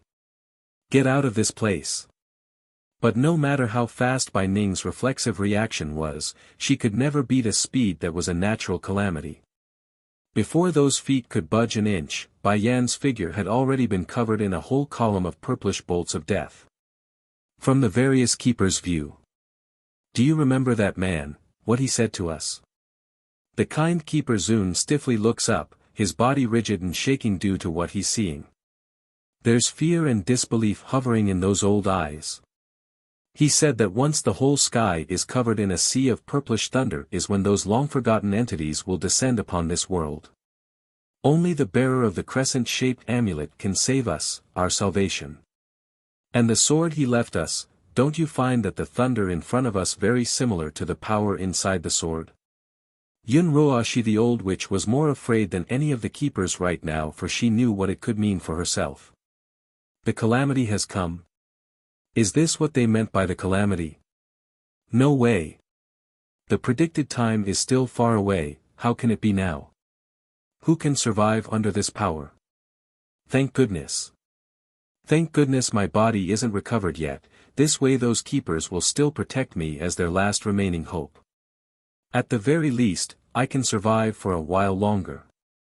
Tightly biting her own bits, the old witch may be able to fool her own mind, but make no mistake, the trembling in her body wasn't unknown to this woman. The reasoning? It's due to how appalling and horrific that lightning storm was. Boom! In this second, this very moment, Bai Ning felt like her entire world's collapsing as she watched her daughter become engulfed in that horrific mass of light. Mother, mother! Bai Shechen as well, he's crying out with excruciating pain plastered all over his face. Why? What did mother do wrong that everyone wants us dead? We never provoked anyone on our own. It wasn't until the smoke cleared before everyone could see what's truly transpired, but when they did, the ghastly scene wasn't what they expected. Instead of the woman being torn to shreds, the huge bird that was Winger had shielded the intended recipient and took the blunt of that barrage. Imagine, being near death and sustaining a second lethal blow of unimaginable proportion. There's no way Winger wouldn't die from this under normal circumstances. How could this be? Half Ching Sing the snake demoness cusps her mouth in disbelief and shock. Isn't Winger dead before? How could he have gotten up on his own after sustaining the first injury? Impossible, that couldn't have been possible. The skies might, 3, have we met before? Bai Yan asks the huge bird shielding herself with furrowed confusion. She doesn't know why either, but the lady here got this strange sensation that they know each other from somewhere. As if to answer that question, Winger's dreadful-looking face showed a reaction in the form of opening those tightly shut eyes. He doesn't know if Bai Yan here was the same person from back then in that dark place, but he does know one thing, the warmth he felt, he's feeling it right here from this person. That's all he needs to know, that flicker of warmth keeping him going all those years ago has returned.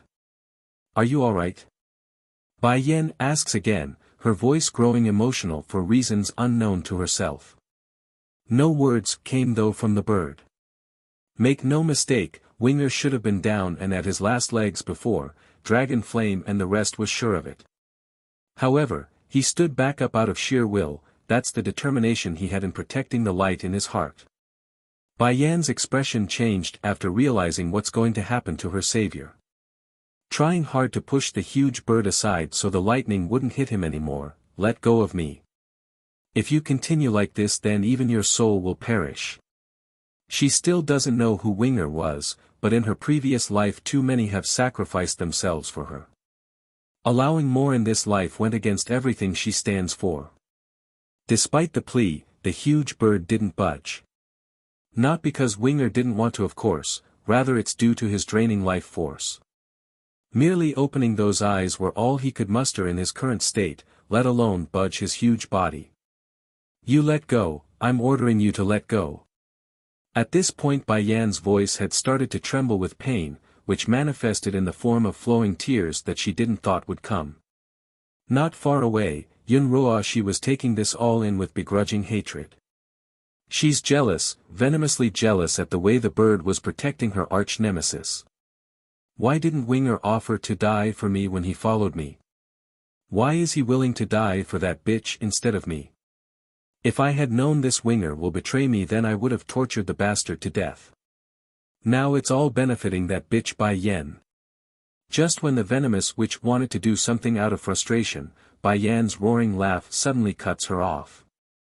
There are tears mixed in with that laughter, but more were leaning towards a sort of dismissing arrogance at the world. I don't care what you are or where you're from, but I know one thing, you're not a heavenly thunder. Go ahead and send it my way if you got the ability, I will show you that you're nothing. I, Bai Yan, am not afraid of anyone. Whoever dares to hurt the people around me will pay sooner or later, I will slaughter you all. Bang! After saying this taunt, Bai Yan found the strength to finally push the bird shielding herself aside so he doesn't get caught in the crossfire. There's proud light gleaming out of the lady's eye, which showed how much of a contempt she had for the thunder above her head. Sure enough, the looming clouds began to swirl and rumble even harder as if enraged by the mockery. There's no one here who couldn't feel the intensifying pressure in the air, that's how much power was gathering for the next blow. Despite the incredible scene taking place before their very eyes, not everyone was hypnotized on the lady. Keeper Zun here was one of the more aware of his surroundings when he turned to the old witch, Ruoshi. I remember you said you made a connection with the amulet a few days ago, didn't you? Sounding guilty in her voice, only a little though, I can't be sure if I can activate the amulet. Plus, I am now poisoned by the toxin inside my body, I'm afraid it will affect my ability to perform. The skies might, we can't care about it so much anymore. This is not a thunderstorm, it's the calamity itself. If we don't find a way to stop it then it will just be a matter of time before the entire celestial realm becomes destroyed. sinking in the face until it's a dark shade. Keeper Zun struggles but manages to get himself upright to face Bai Yen. Demon Queen, hand over the amulet. What amulet? Don't pretend anymore, Ruo, she have already told me everything. You had your subordinate steal it from her and wants to become the amulet's owner. I'm telling you now, that powerful individual said there can only be one owner and that only Ruo she can activate it. Even if you have the amulet, it's useless to you. This was one of the main reasons they endured the old witch's incompetence for all these years. In these old keepers' mindset, aside from Yun Ruoshi, no one else could activate it. The amulet is not with me. Dropping this answer, Bai Yen turns away to confront the thundercloud like she heard something stupid. Getting uglier in his old face, Keeper Zun doesn't give up. Demon Queen, unless you hand over the amulet then no one can live through the calamity. We won't demand the handover of your daughter anymore, all we ask is you return what you stole so we can all live. The amulet is here with me. Just then, an old voice came from the direction of the city's gate, which caught Bai Yan's attention right away due to its familiarity. Don't worry, mistress, I have given the pendant to the king as you instructed. I am back because of your amulet now. That said, Dragon Flame promptly raised his hand to reveal the crescent-shaped object. Keeper Zun recognized the amulet of course and flew into a joyous outcry. That's it, that's the amulet. Return it at once and our celestial palace will not blame you for stealing it. Ha! The old goat merely laughed at the demand. Do you think things will be settled just because you say so? This is my mistress's property to begin with. Since that Yun Ruo she kept it for so many years, our demon realm will naturally want some interest back for the loan. Without hesitation, the old goat threw the object in his hand out for Bai Yen to catch. Bai Yen felt it the first second she held all heavens in her palm. It's regenerating her wounds at an incredible speed and refreshing her soul. All heaven, she murmurs with emotional attachment, you're finally back, quit pretending Bai Yen. Keeper Zun lashes out. He's annoyed thinking it's a pretentious act, you only found out its name through Ruoshi's mouth. We won't be fooled. We all know you're the scourge of the celestial realm. The prophecy foretold your undoing so you can stop the act. In these old fools' mind, Bai Yen was the scourge that would bring destruction to all while Yun Ruoshi was the savior and would save them all. That's why they would do what they did back then, murder Bai Yen and her unborn child. The sky's might. 5. Bai Yen slowly closes her eyes, ignoring the old ignorant fool words to focus on the peace inside herself. Grandma, what's wrong with mother? Bai Shechen nervously holds onto Bai Ning's hand and asked with those big eyes of his. He's afraid of the worst possible outcome coming true again. Bai Ning did not answer the child's question though, only fixing her eyes solely on her own daughter and not knowing what to think of it. Whoosh! Suddenly, the amulet bursts forth a gentle light, shrouding both Bai Yen and Winger in a ray of warmth since he's right beside the lady. Originally Keeper Zun still wanted to continue his persuasion when this occurred, however, he stopped on the very second that light exploded out to cover the two. He's frozen there, standing like an idiot that didn't know what to make of this reality. What's going on? Why is this not making sense? Is the world making a joke with us? Why is Ruoshi's amulet showing a reaction to Bai Yen? The old witch also saw this of course. Likewise, she froze for a little bit before breaking out into horror and panic. In a brisk of instinctive desire for survival, she rushed for Bai Yan's spot in order to steal the amulet back. Bang! Unfortunately for the deceiver, things won't turn out that easily in a situation like this. Before Yun Ruoshi could even make contact with those filthy claws of hers, the light shrouding Bai Yen and Winger suddenly turned fierce and threatening, blowing her out dozens of meters away and letting her puke blood due to the recoiling force. Bai Yen, it's mine, that's mine, return it to me, give me back what's mine. She gave me the amulet back then so it's mine now, what right does she have in taking it back? If it was in the past then the keepers would crowd over to help pick the old witch up, yet no one did today. They're too focused on what they're seeing and forgot she existed. I don't remember what happened 1,000 years ago anymore, her eyes sneering and full of contempt at Yun Roashi, but I once had a dream. I dreamed that I personally handed all heaven over to a little girl by the name of Roashi so it can protect her, but if I had known you were such a backstabbing witch inside then I would never have done so. It's only at this point and moment in their lives does the keepers of the celestial palace know what it means to be smacked with a stick. This stick, it hits them hard and dizzying, leaving them unable to think properly. Did Bai Yan just say? She gave her the amulet. With their understanding of the old witch's personality, they naturally would believe it to be untrue. But it's clear that the amulet activated because of Bai Yan's touch. It protected her.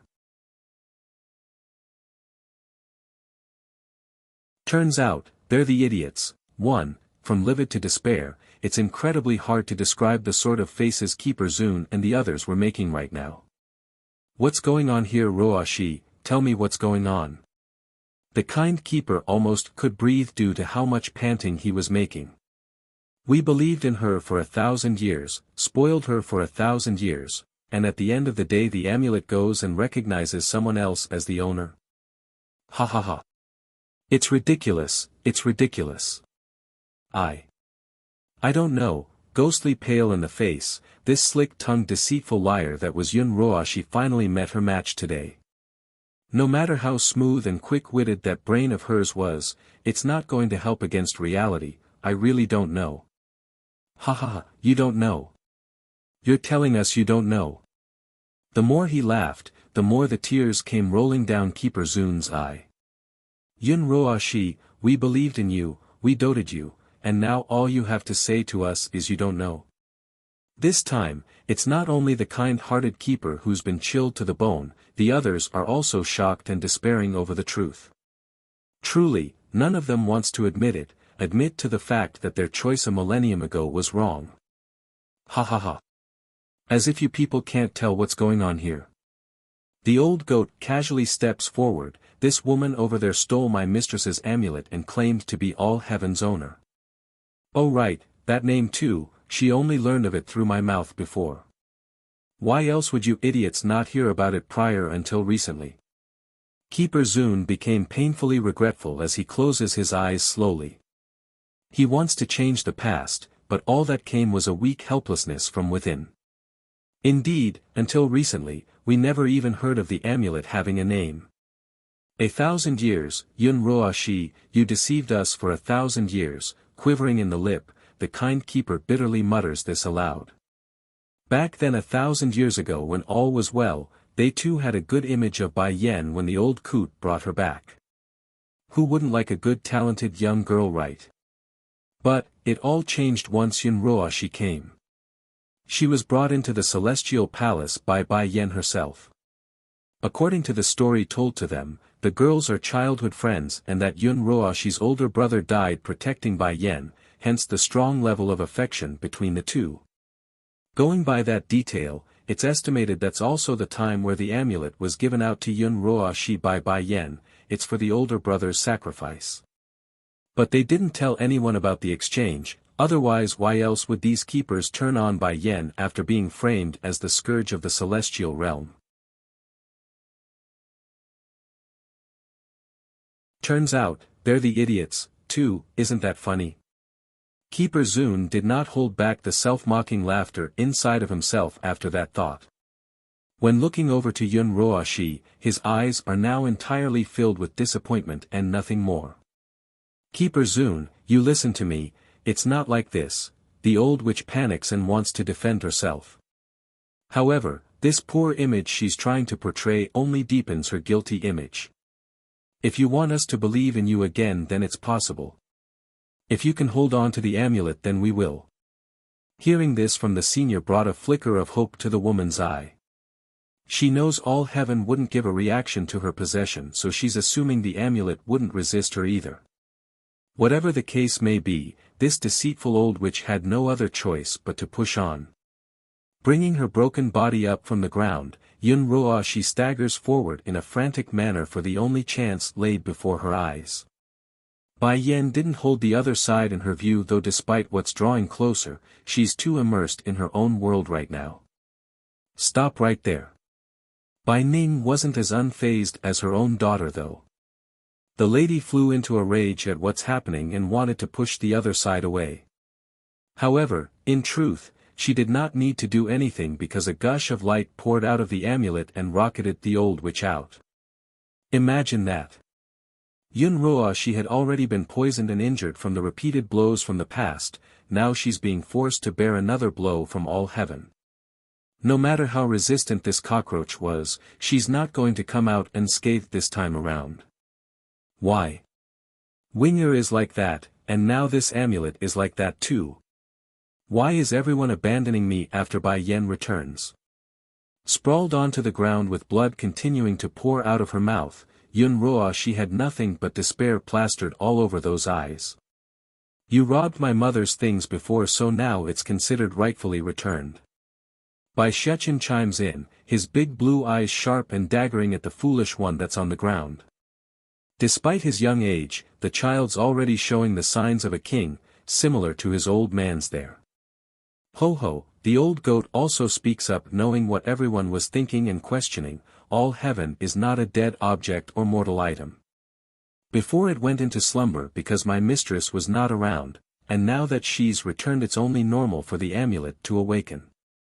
Also. He pauses, turning to meet the old witch's despairing gaze. Before, when my mistress gave you all heaven, she wanted it to protect you, so it did, but that doesn't mean all heaven doesn't have a will of its own. When it saw the cruelty and backstabbing nature of your character after you betrayed my mistress, it stopped sheltering you and went into slumber.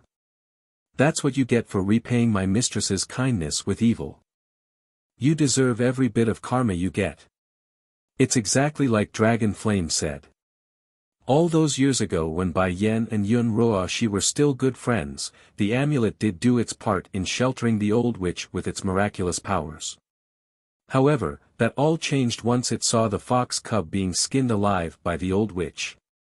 Afterwards, the amulet went into a deep silencing slumber, refusing to activate itself again until this day.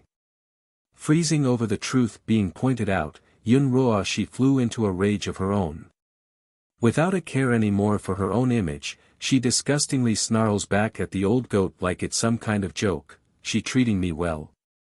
If she treated me well, then why did she not have that old coot take me in as a disciple? All she had to do was say a word and that's all. Why are all the good things taken over by her and I'm left with nothing?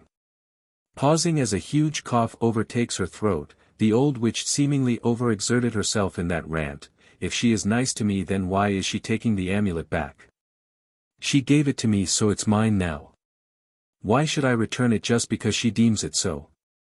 If I didn't scheme in delaying it, then she would have snatched it back months ago. Turns out, they're the idiots. 3. Towards the hissing sound of animalistic instinct from the old witch, many were shocked with even more horrified by what they're seeing. It's beyond what many thought of the woman based upon the fake image she portrayed, thus causing their brains to clunk up into a stupor. Ro Shi, Yu, Keeper Zun was among the shocked individuals here. This kind elder got so overwhelmed that he had to take a step back to gain his footing and to let his mind work through the information. Still in her own world and snickering derisively at everyone, Yun Roa she continues to howl out her inner darkness. If she didn't want to steal away my amulet and stole the Lord's heart, I wouldn't have wanted to harm her either. Keeper Zun, you told me what the amulet can do and its amazing properties, so why should I give it back to her? If I did, my good days would be over. Don't you people get it? Roa Shi. Coming back from his initial shock like everyone else, Keeper Ling also lashes out in livid fashion. He's shaking extremely hard due to the swelling emotions of betrayal from within. Tell me this instant that what you said there is not true, tell me that right this instant. Among the many keepers that looked after her, Yun Roa she had the best impression of Keeper Ling, who was among the grumpiest. He treated her the best, so a level of warmth did become born within the witch's heart. However, right as she's about to respond in kind, a derisive and self-mocking laugh cuts her off. What am I doing? What's the point in even listening anymore when reality is in front of me? Yunro Shiyu witch, how dare you deceive us for 1,000 years? How laughable, to think I was just saying Bai Yan couldn't amount to an ounce of her goodness. Talk about a face slap I did to myself. Biting her own lips tightly, Yun Roashi started to quiver because even that flicker of warmth she had inside died off. Keeper Ling. Roashi, do you know how much of a crime you committed? We poured a millennium into you, forced the Lord to marry you, and killed Bai Yan for your sake. Now the Lord won't even return to the celestial palace because of that. Now you're showing us the amulet all heaven isn't yours to begin with. Do you know what you've done? What you've caused? You've doomed us all. Somber in the face, Keeper Ling the grumpy senior only had despair and pain coursing through those eyes. Yun Roashi, even if you die 1,000 times over, you still can't erase your own crimes. Others from the celestial palace are also very unstable in their emotions, all wanting to slaughter the old witch to satiate their anger.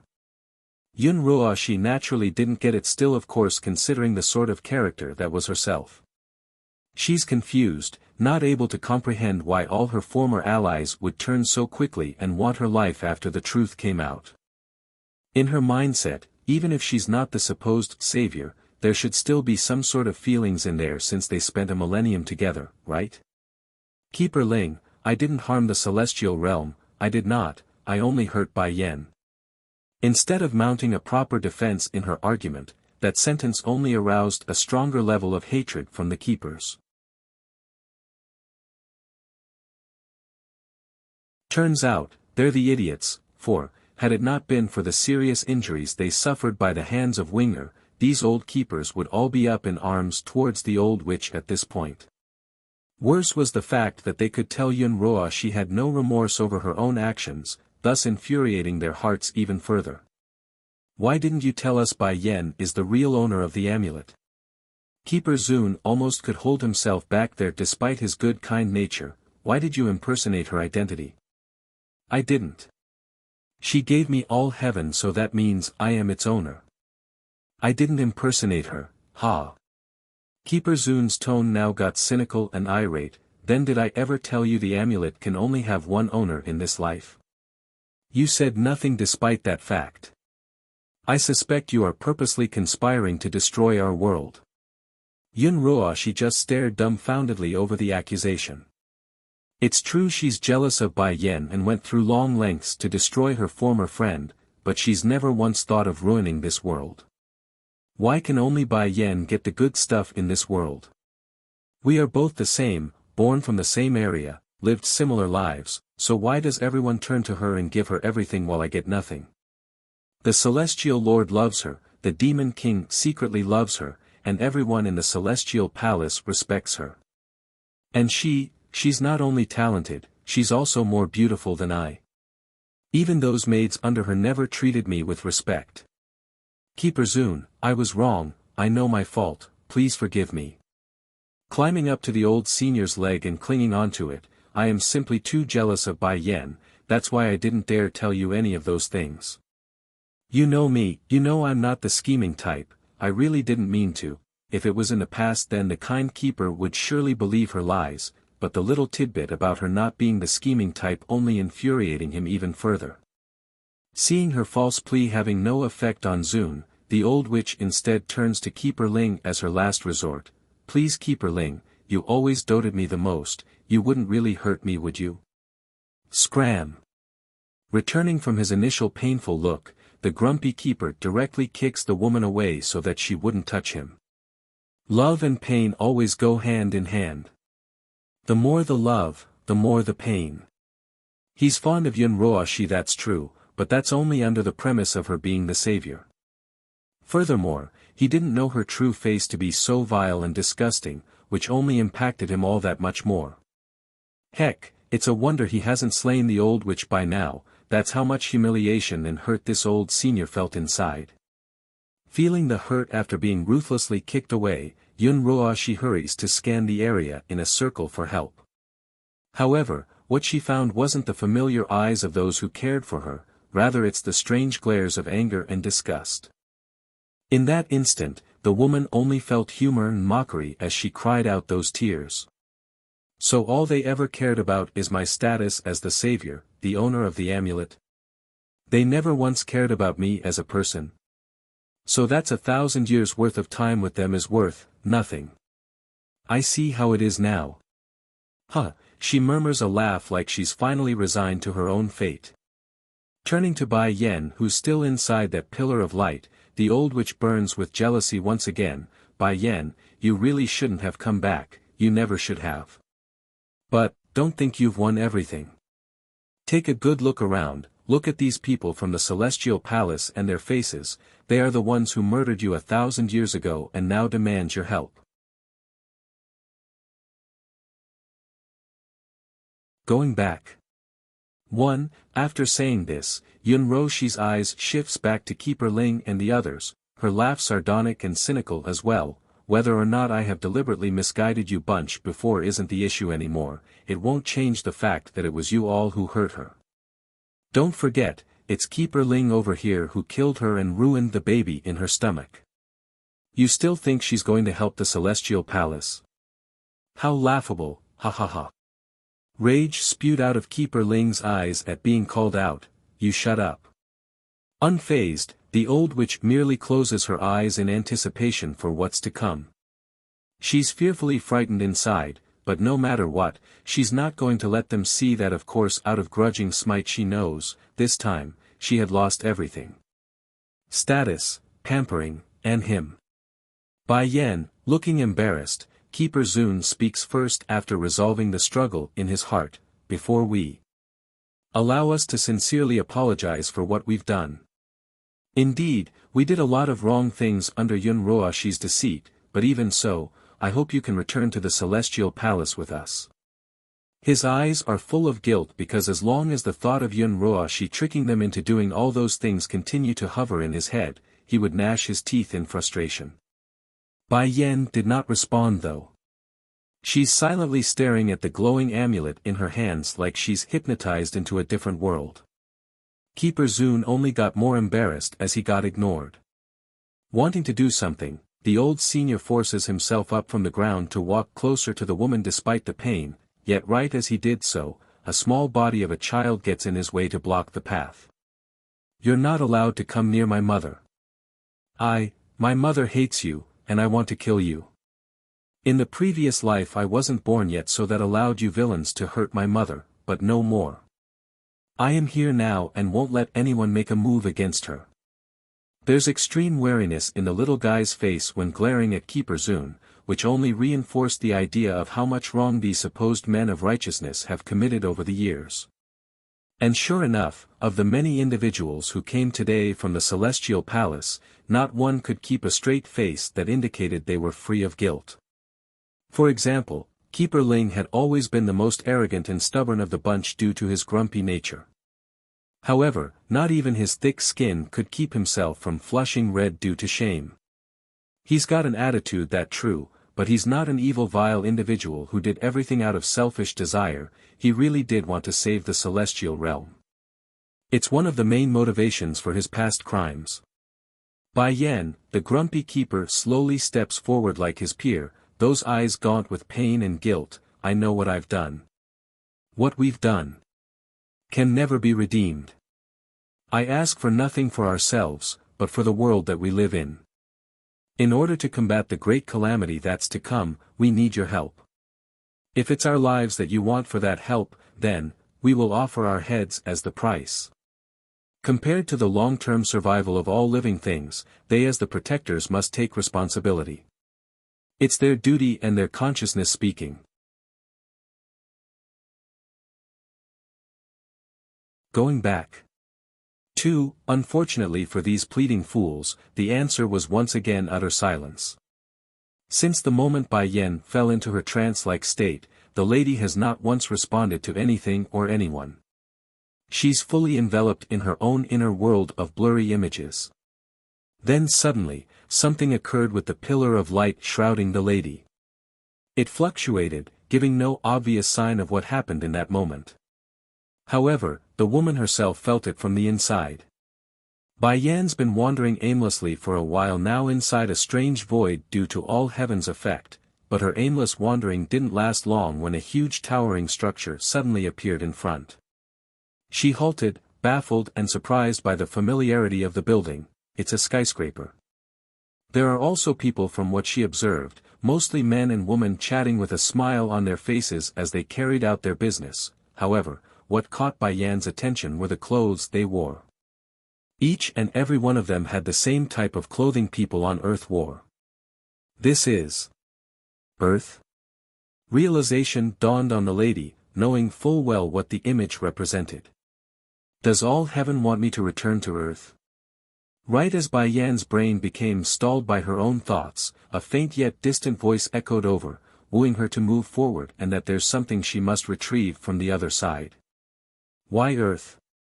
I'm originally from the celestial realm, so what could possibly be over on that side worthy of retrieving? Can it be? I only got reincarnated on Earth the previous time because all heaven sent me over there. Just as she's pondering on what to do and the consequences of leaving so abruptly, a warm light pounced over without indication, shrouding her and melting that fading figure. Demon City, outside the city gate. Bai Xiachen had just swung his head around to check up on his mother when he saw the mildly transparent body of Bai Yan's figure. Immediately, the boy's face went bleakly white with shock. Without another thought, the young lad threw himself over to his mother's leg to cling onto it, refusing to let go like he's afraid doing so would wind up with him being abandoned. Yener, Xiachen. Bai Ning also saw this scene and flew into a horrific shock. She also wants to enter the light to be not left behind, however, the resistant pushed her back and causes the grandmother to stumble backwards. Grandma, Bai Xiachen speaks to comfort his grandmother, I think all heaven is sending me and mother to another place, we might not be able to return for a while. Please take care of my siblings while we're not around. No. Panicking now after getting that detail, Bai Ning tried several more times to enter the light pillar to no avail. She's being repelled repeatedly like all the rest. Where are you going? Don't leave. Don't go. Her voice carried a heart-wrenching tone that could make anyone tear up. Even so, this poor grandmother had no other choice but to watch her own daughter and grandchild slowly disappear from this world. Bai Ning crumbled then after the fact, paralyzed on the ground like a lifeless doll that's devoid of energy. There's hollowness in those eyes, which gradually transformed into a burning fire when they landed on the keepers not far away. Exactly then, as if timed, a painful howl of a roar bursts forth from the city, followed closely by a purplish figure zooming out from the palace and onto the battlefield. This new entry had a devilish look that could mesmerize any living female, yet his face had nothing but panic and distress plastered all over the surface. Where's my wife, where's Yan Yan? Tell me, where did my wife go? Where did she disappear to? Going back. 3. Di Tsang may not have personally witnessed his wife and son's disappearance from this world, but the linking contract between Bai Yan and himself told the Demon King all that he needed to know. The man couldn't sense the connection at all, and that worried him greatly. Speak Dragon Flame, where is my wife? He asks with bloodshot eyes. Taken aback at being called out there, the old goat had to take a good second to gather himself in order to mutter a response. I don't know, we watched her and the young prince disappear before us, I don't know where they went. Disappear? Humph. There is no place that I can't reach in this world. Di Tsang slams his fist against the ground and makes a huge denting crater on the earth, his voice hoarse and outraged at the incompetence of his followers. Go find state teacher and summon him back, I want to see him right away. Aside from himself there's only one other person in this world Di Tsang could trust, and that would be the seemingly always missing state teacher who haven't shown his face for a good while now. Somewhere else in the demon realm, a certain charismatic individual was currently staring up at the blood-colored moon when he suddenly sneezed. It's as if some predator had locked their eyes onto him from the back. It looks like something have happened to Her Highness the Queen. He sniffles his nose and returns his gaze over to the pool not far away. There's a naked sleeping girl currently soaking in it. As long as you stay here for 49 days, then the seal in your body will be lifted. It's safe here, so nothing will happen after I leave. When that time comes, we will meet again in the celestial realm. Whisking his sleeve after the thought, state teacher began walking away through the flower field, his figure moving casually yet incredibly fast that it left afterimages in his wake. Just then, exactly at this moment, the girl began to stir, flicking that eyelash and furrowing that forehead like she's in pain. That complexion also turned a palish white, showing how bad of a dream she was having. It's the effect of having the seal lifted, thus allowing the floodgate of past memories to come swimming back to herself. Like how her older brother fell in love at first glance with the woman from the celestial realm, then of how she supported him and suggested all those dumb ideas of wooing said woman. Of course, all those bad ideas turned out poorly and resulted in her said brother being shooed out the door by a broom. It both shamed the family and the entire demon realm. Then later on, the unexpected occurred and the woman got persecuted by the celestial realm, letting her older brother finally winning the lady's heart after saving her life. Because of that affection, a new life was formed and a baby would soon be upon them. Di Xiaowan could still vividly remember her reaction to the news of a possible nephew or niece then. She tagged along with her sister-in-law everywhere, not wanting anything bad to happen. Sadly, in the end she failed and the unborn child was lost as well as her sister-in-law. So my past is like that. Older brother and sister-in-law had long known each other and it's only in this life that they can be together. Celestial realm, it's all because of the celestial realm that everything happened in the past. They persecuted her and forced the family apart. Shooting her eyes open, there's anger and hatred filling the beautiful girl's face. 49 days. Fine. I'll stay here for 49 days, afterwards I will definitely go to that celestial realm and find those bastards. I don't care who will stop me, nothing will in my way. Earth, 1, atop a towering snow peak without a hint of civilization, pristine and white due to the shimmering cold substance which blanketed this ground, Bai Yen slowly comes to after being thrust into the light. She rubs her forehead, feeling the stinging pain of crossing over time and space. The lady had no illusion about what she experienced there. The uncomfortable sensation that's throbbing in the forehead told her all that it needed to confirm the fact. However, what did catch the lady by surprise was the familiarity of the place she's landed herself in. Is this the Merry Snow Mountain? According to her old memories of living back on Earth, this Merry Snow Mountain was the exact place where she attempted that feat of concocting a 9th-grade Dan pill, and also the very place where she got struck down by the lightning bolt due to her own carelessness and rash act. I'm back. Hurrying to glance down to her own clothes to confirm this wasn't all just a huge ruse by her own head, perhaps the other world was all just a dream maybe? Anyways, Bai Yen saw the familiar red dress she wore before coming, for that, she's relieved. Looks like my original body did get destroyed by the thunder back then, so this time my body is the new one from the other world. But where's my son, where's Xiachen? Searching the nearby vicinity, the mother couldn't find any traces of the boy. That could only mean one thing, the lad got transferred to another location other than the mountain here. I will need to get off this peak and look for him, I'm sure he's worried with me not around him. In this region where Bai Yen lived in her previous life, there are 4 small hidden clans that wielded a lot of influence. The Bai clan was among the ranks before she died, it's also where her mother hailed from. Following that was the Wen clan, Fu clan and the Tian clan. Under normal circumstances, Bai Yen should technically be called Wen Yen due to her father being part of the Wen clan. Unfortunately, that coward Wen Shan abandoned his wife during the crucial moment when the Fu clan and Tian clan attacked the Bai clan as a united front. The man claimed that the other 2 parties had the rumored support of the Water clan, the head boss of them all, so he didn't dare move against the foe out of fear for the risks involved. In the end, the Bai clan fell into ruins, and Bai Yan's mother and grandparents from that side of the family all died in that day. Since then, she changed her surname and left home of her own accord, never to return.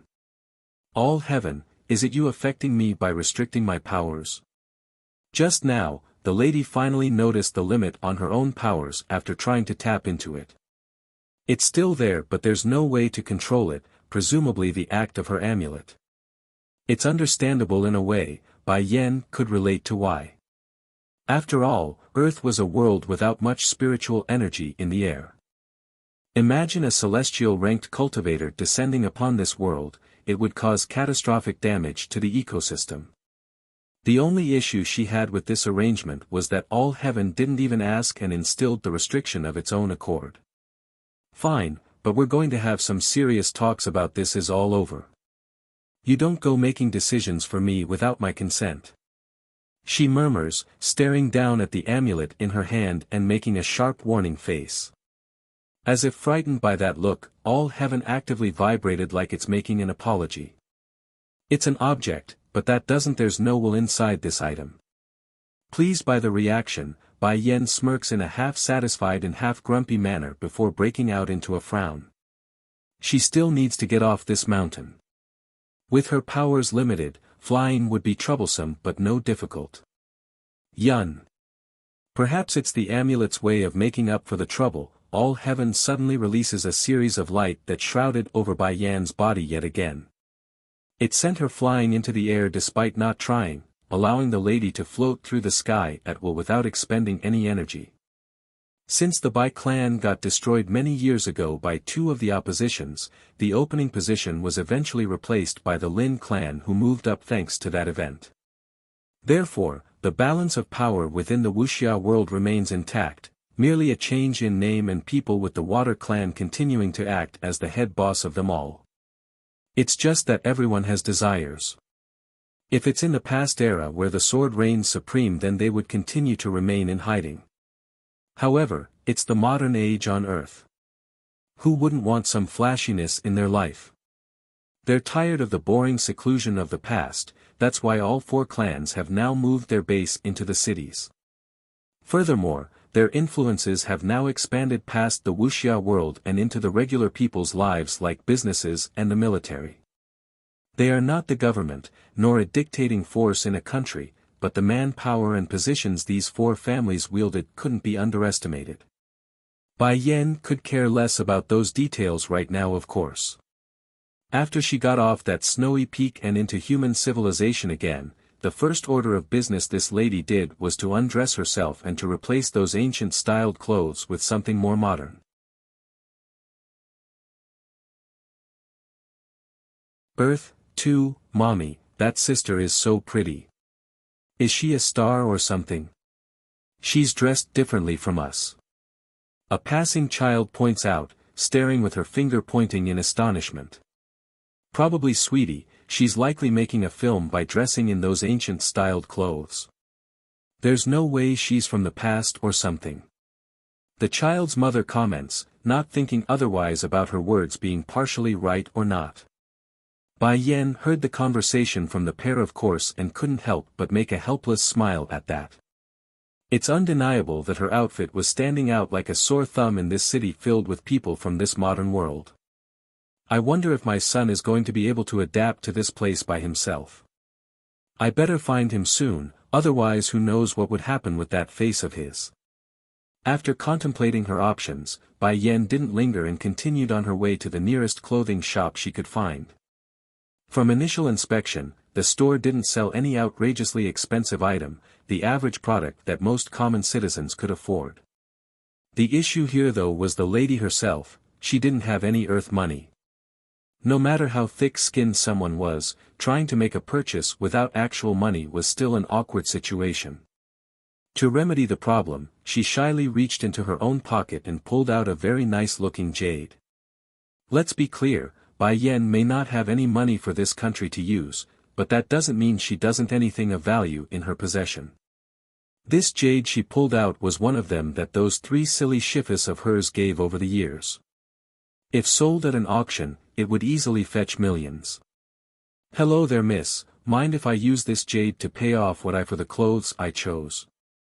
The saleswoman helping her paused at the proposal, clearly hitting a kink in her brain over the idea. Despite that, the lady retains a decent smile while most would start getting angry at being stringed along. Miss, we also accept cards and checks if you don't have cash on you. Using a jade too. Please don't tease me, okay? Bai Yen knows her proposal was also against the norm and making things difficult for the saleswoman, but waiting until her jade sells at an auction would take too long, thus further delaying her mission of finding Bai Xiachen. Wait. Seeing that Bai Yen was about to turn away, a hollering cry suddenly came from the rear and roused the lady's attention. It's a handsome young man who called out. Boss, the saleswoman readily greeted the person and stood to one side, clearly letting the shop's owner to take over. I agree to your idea, we will accept the jade to pay for those clothes you chose. The man locks on like a fox at the object in her hand, donning a greedy smirk like he's found the deal of a century. So a jade for a set of clothes. Don't you think you're taking advantage of me with your deal? The corner of the man's mouth stiffened. Oh beautiful, didn't you say you want to trade the jade for the clothes anyway, why are you changing your mind now? I'm not changing my mind. I'm only finding the deal to be too disadvantageous for myself. Bai Yen doesn't let herself slip despite the joy of getting an offer. If you are willing to do me a favor then I can promise this jade to you. For a split second, her smiling face actually bedazzled the handsome young man. This owner of the clothing shop had a reputation for being flirtatious with the opposite sex, often bringing women to various establishments, but he could say in honest truth he's never met someone so unique and special from initial view. At this moment, Ling Lang, the owner, actually found his heart thumping uncontrollably with monkeys egging him to move that dumb brain of his.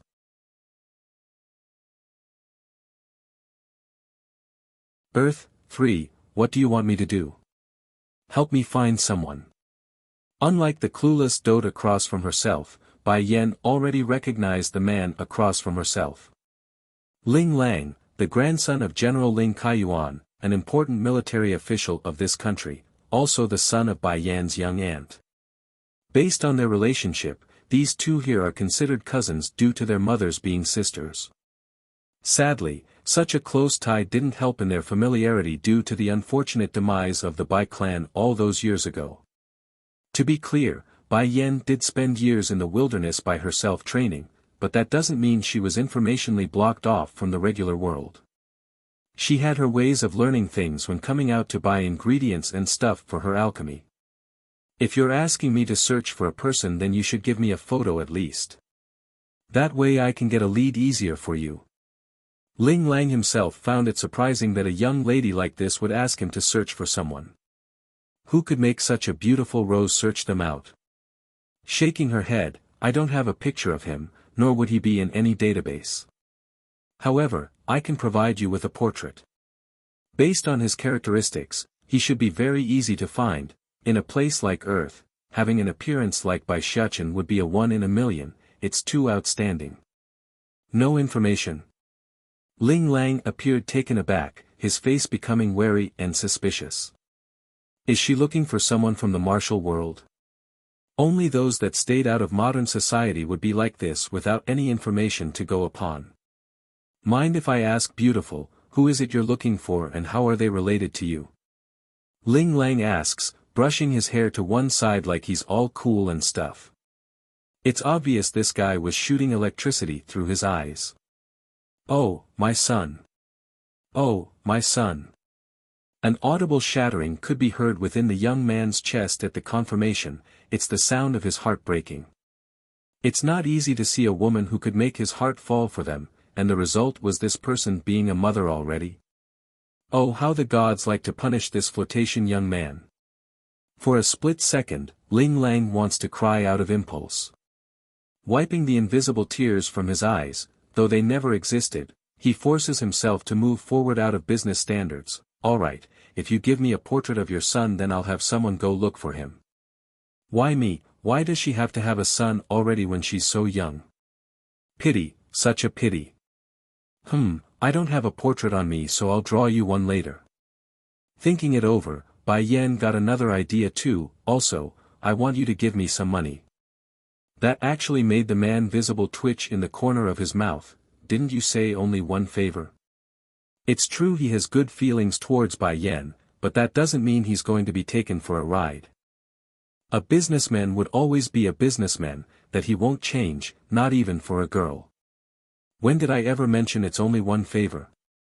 Bai Yan understood what her clueless cousin was implying at and shot it down immediately. Besides, this jade in my hand is worth millions if put in an auction. Why should I give it up so easily like you thought? Money talks, especially when one was desperate and without any on hand. This includes those reclusive martial art clans that are now living in the cities as well, so it's just a matter of time before she needs to use some.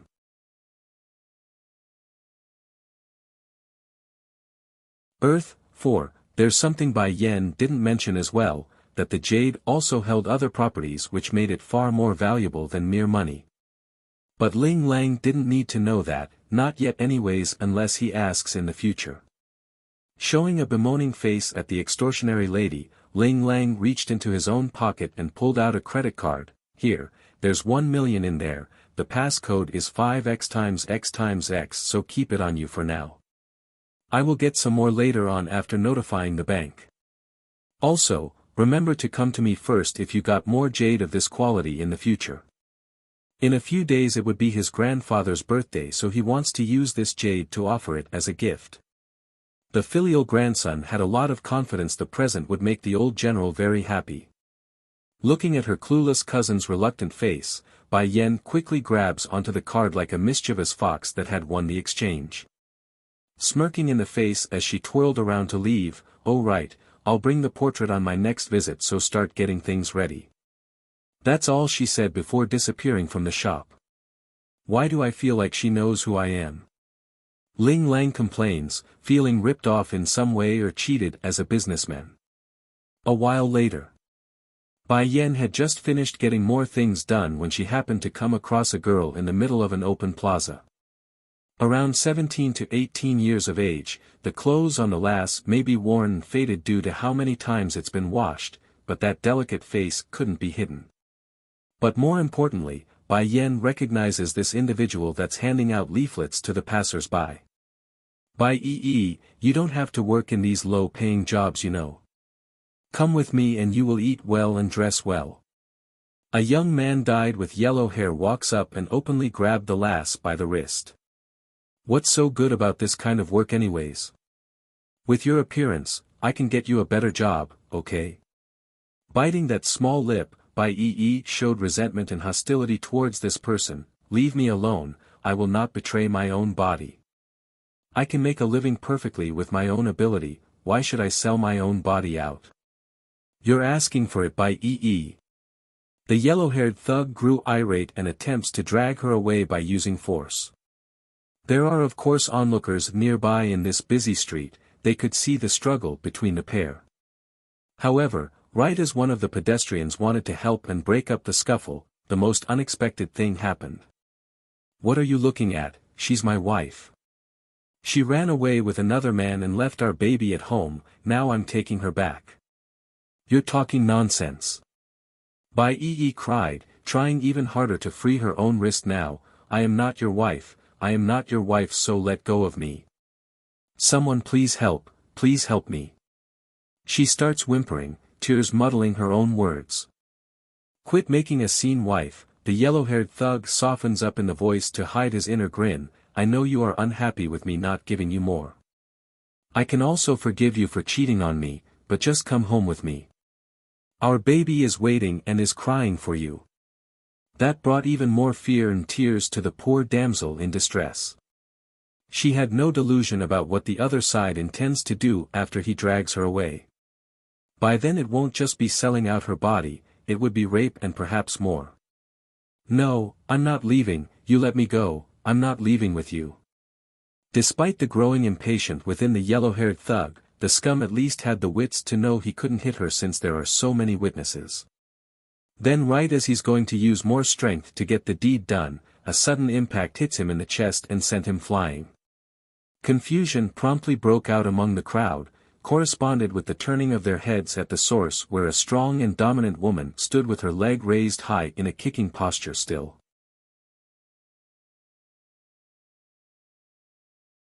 Earth, 5, who are you? The yellow-haired thug angrily asks, his face still white from the stinging pain in his chest. Bai Yan smiled at the person. You say you are her husband?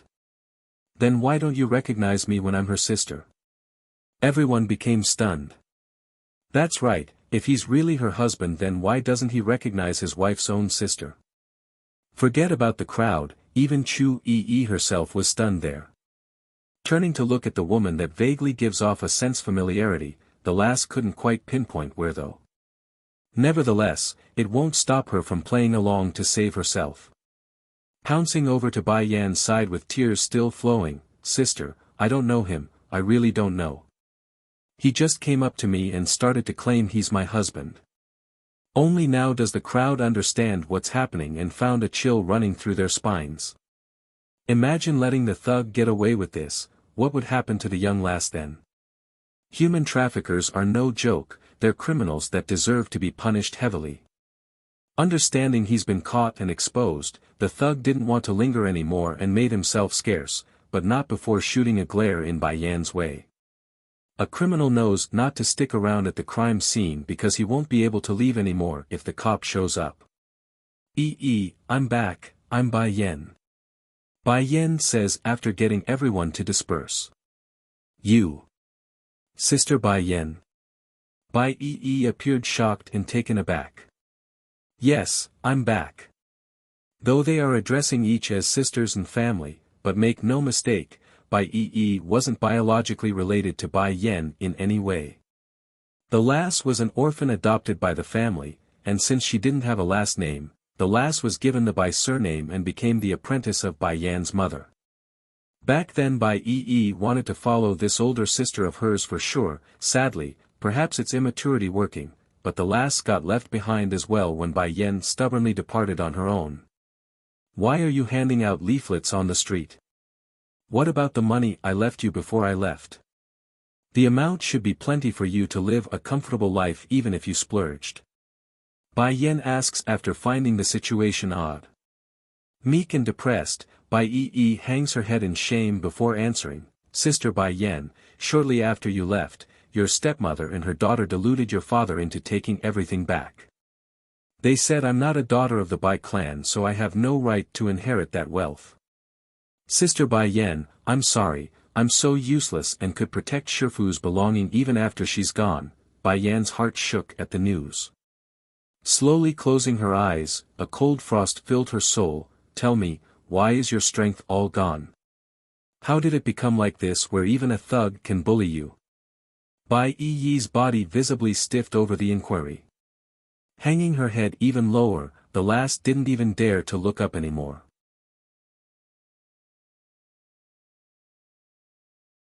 His daughter. Her hands pulled into a clawing grip around those sleeves, indicating the lass didn't like what she's going to say. I know I've brought shame to Shifu, I'm sorry. I'm sorry Sister Bai Yan. Bai understands that it's a great fortune on her part to be taken as an apprentice by Bai Yan's mother, therefore, it's a great humiliation that she couldn't protect the things left behind for herself. You don't have to apologize to me. Seeing how hurt and pained her own foster sister was acting, Bai Yan hurries to pull the lass into a hug to reassure her it's alright, the one who needs to apologize is me, it's me. Back in the other world, Bai Yan had no choice but to leave Bai Xiao behind due to how urgent the matter was. While over here on Earth, leaving Bai behind was a deliberate and ignorant choice on her own part. That's why the fault doesn't lie with the lass but herself who didn't think things through. Then again, Bai Yan did have good reasons to not bring her foster sister along though. The woman wanted to grow strong, meaning the journey ahead at the time would be perilous and uncertain. Furthermore, she herself didn't think her own father would be such a bastard to steal the inheritance from under his own deceased wife's student. Just thinking about that idea infuriated Bai Yan to no end because it wasn't meant for him. Once upon a time I disappointed a lot of people because I wanted to become strong. Loosening her hug, Bai Yan stares into her sister's eye to get the point across, but the heavens, let me live again, let me understand affection and the value of family. The mistakes I made before. I won't make it again. That's saying it mildly. Technically it's not the heavens, it's the lightning bolts from that day striking her brains out and knocking her soul into another world. Guess that could even be called retribution for the mistakes on earth if it got down to the details. But enough about me, I want to know what's happening here. That thug, who is he and why is he pestering you? Bai Yan asks after noticing her own rambling.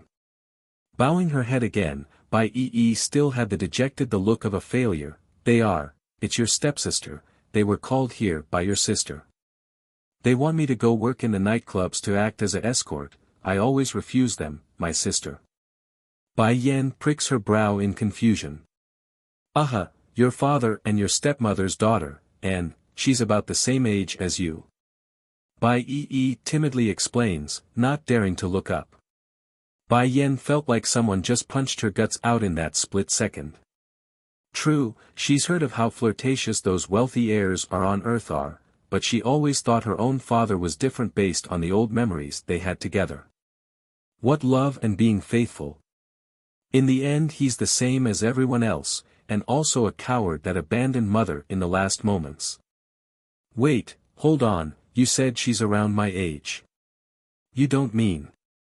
Bai Yan asks again, trying to make sure she's not overthinking it and getting the wrong idea.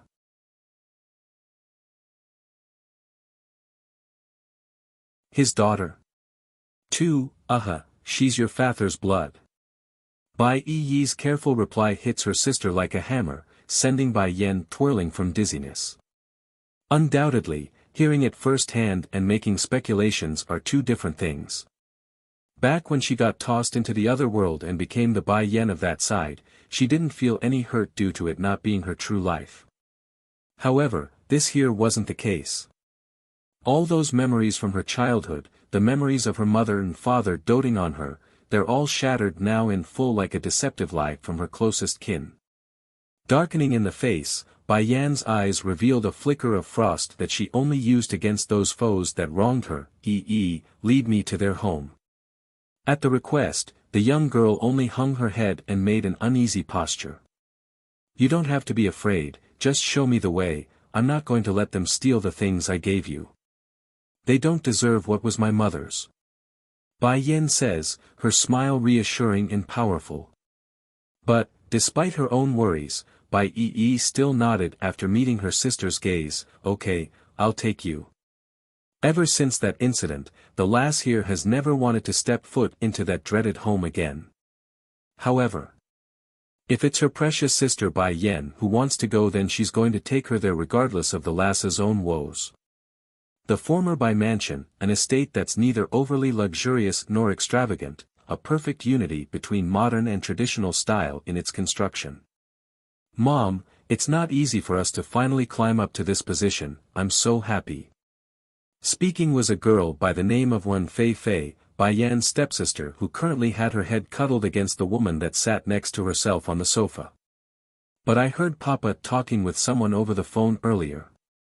He's still looking for Wen Yan, that bitch. She's already left home for so many years, I bet she's dead somewhere out there by now. Chai Moon's gaze was all gentle and kind when smiling down at her own daughter despite the foul words coming out of that mouth. Fei, she is still your papa's daughter, so how can he not want to find her? A tiger wouldn't hurt their cub, let alone your papa who is human. He's not the type to abandon their child.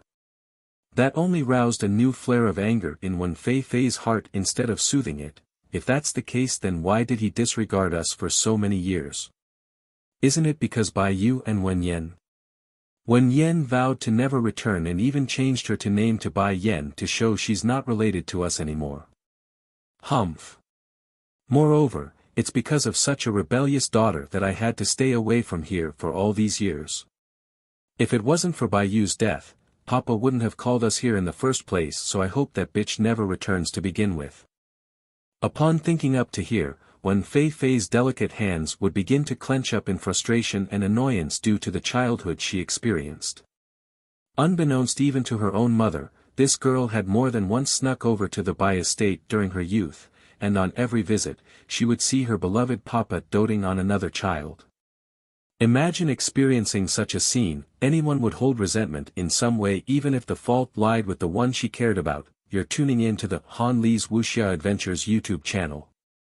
We're so grateful for your support, and don't forget to subscribe to join us on this incredible journey through captivating stories. Your generosity through donations truly makes a world of difference, as it's the primary source of revenue that allows me to expand and enhance this channel for you. Thank you from the bottom of my heart for being a part of this adventure.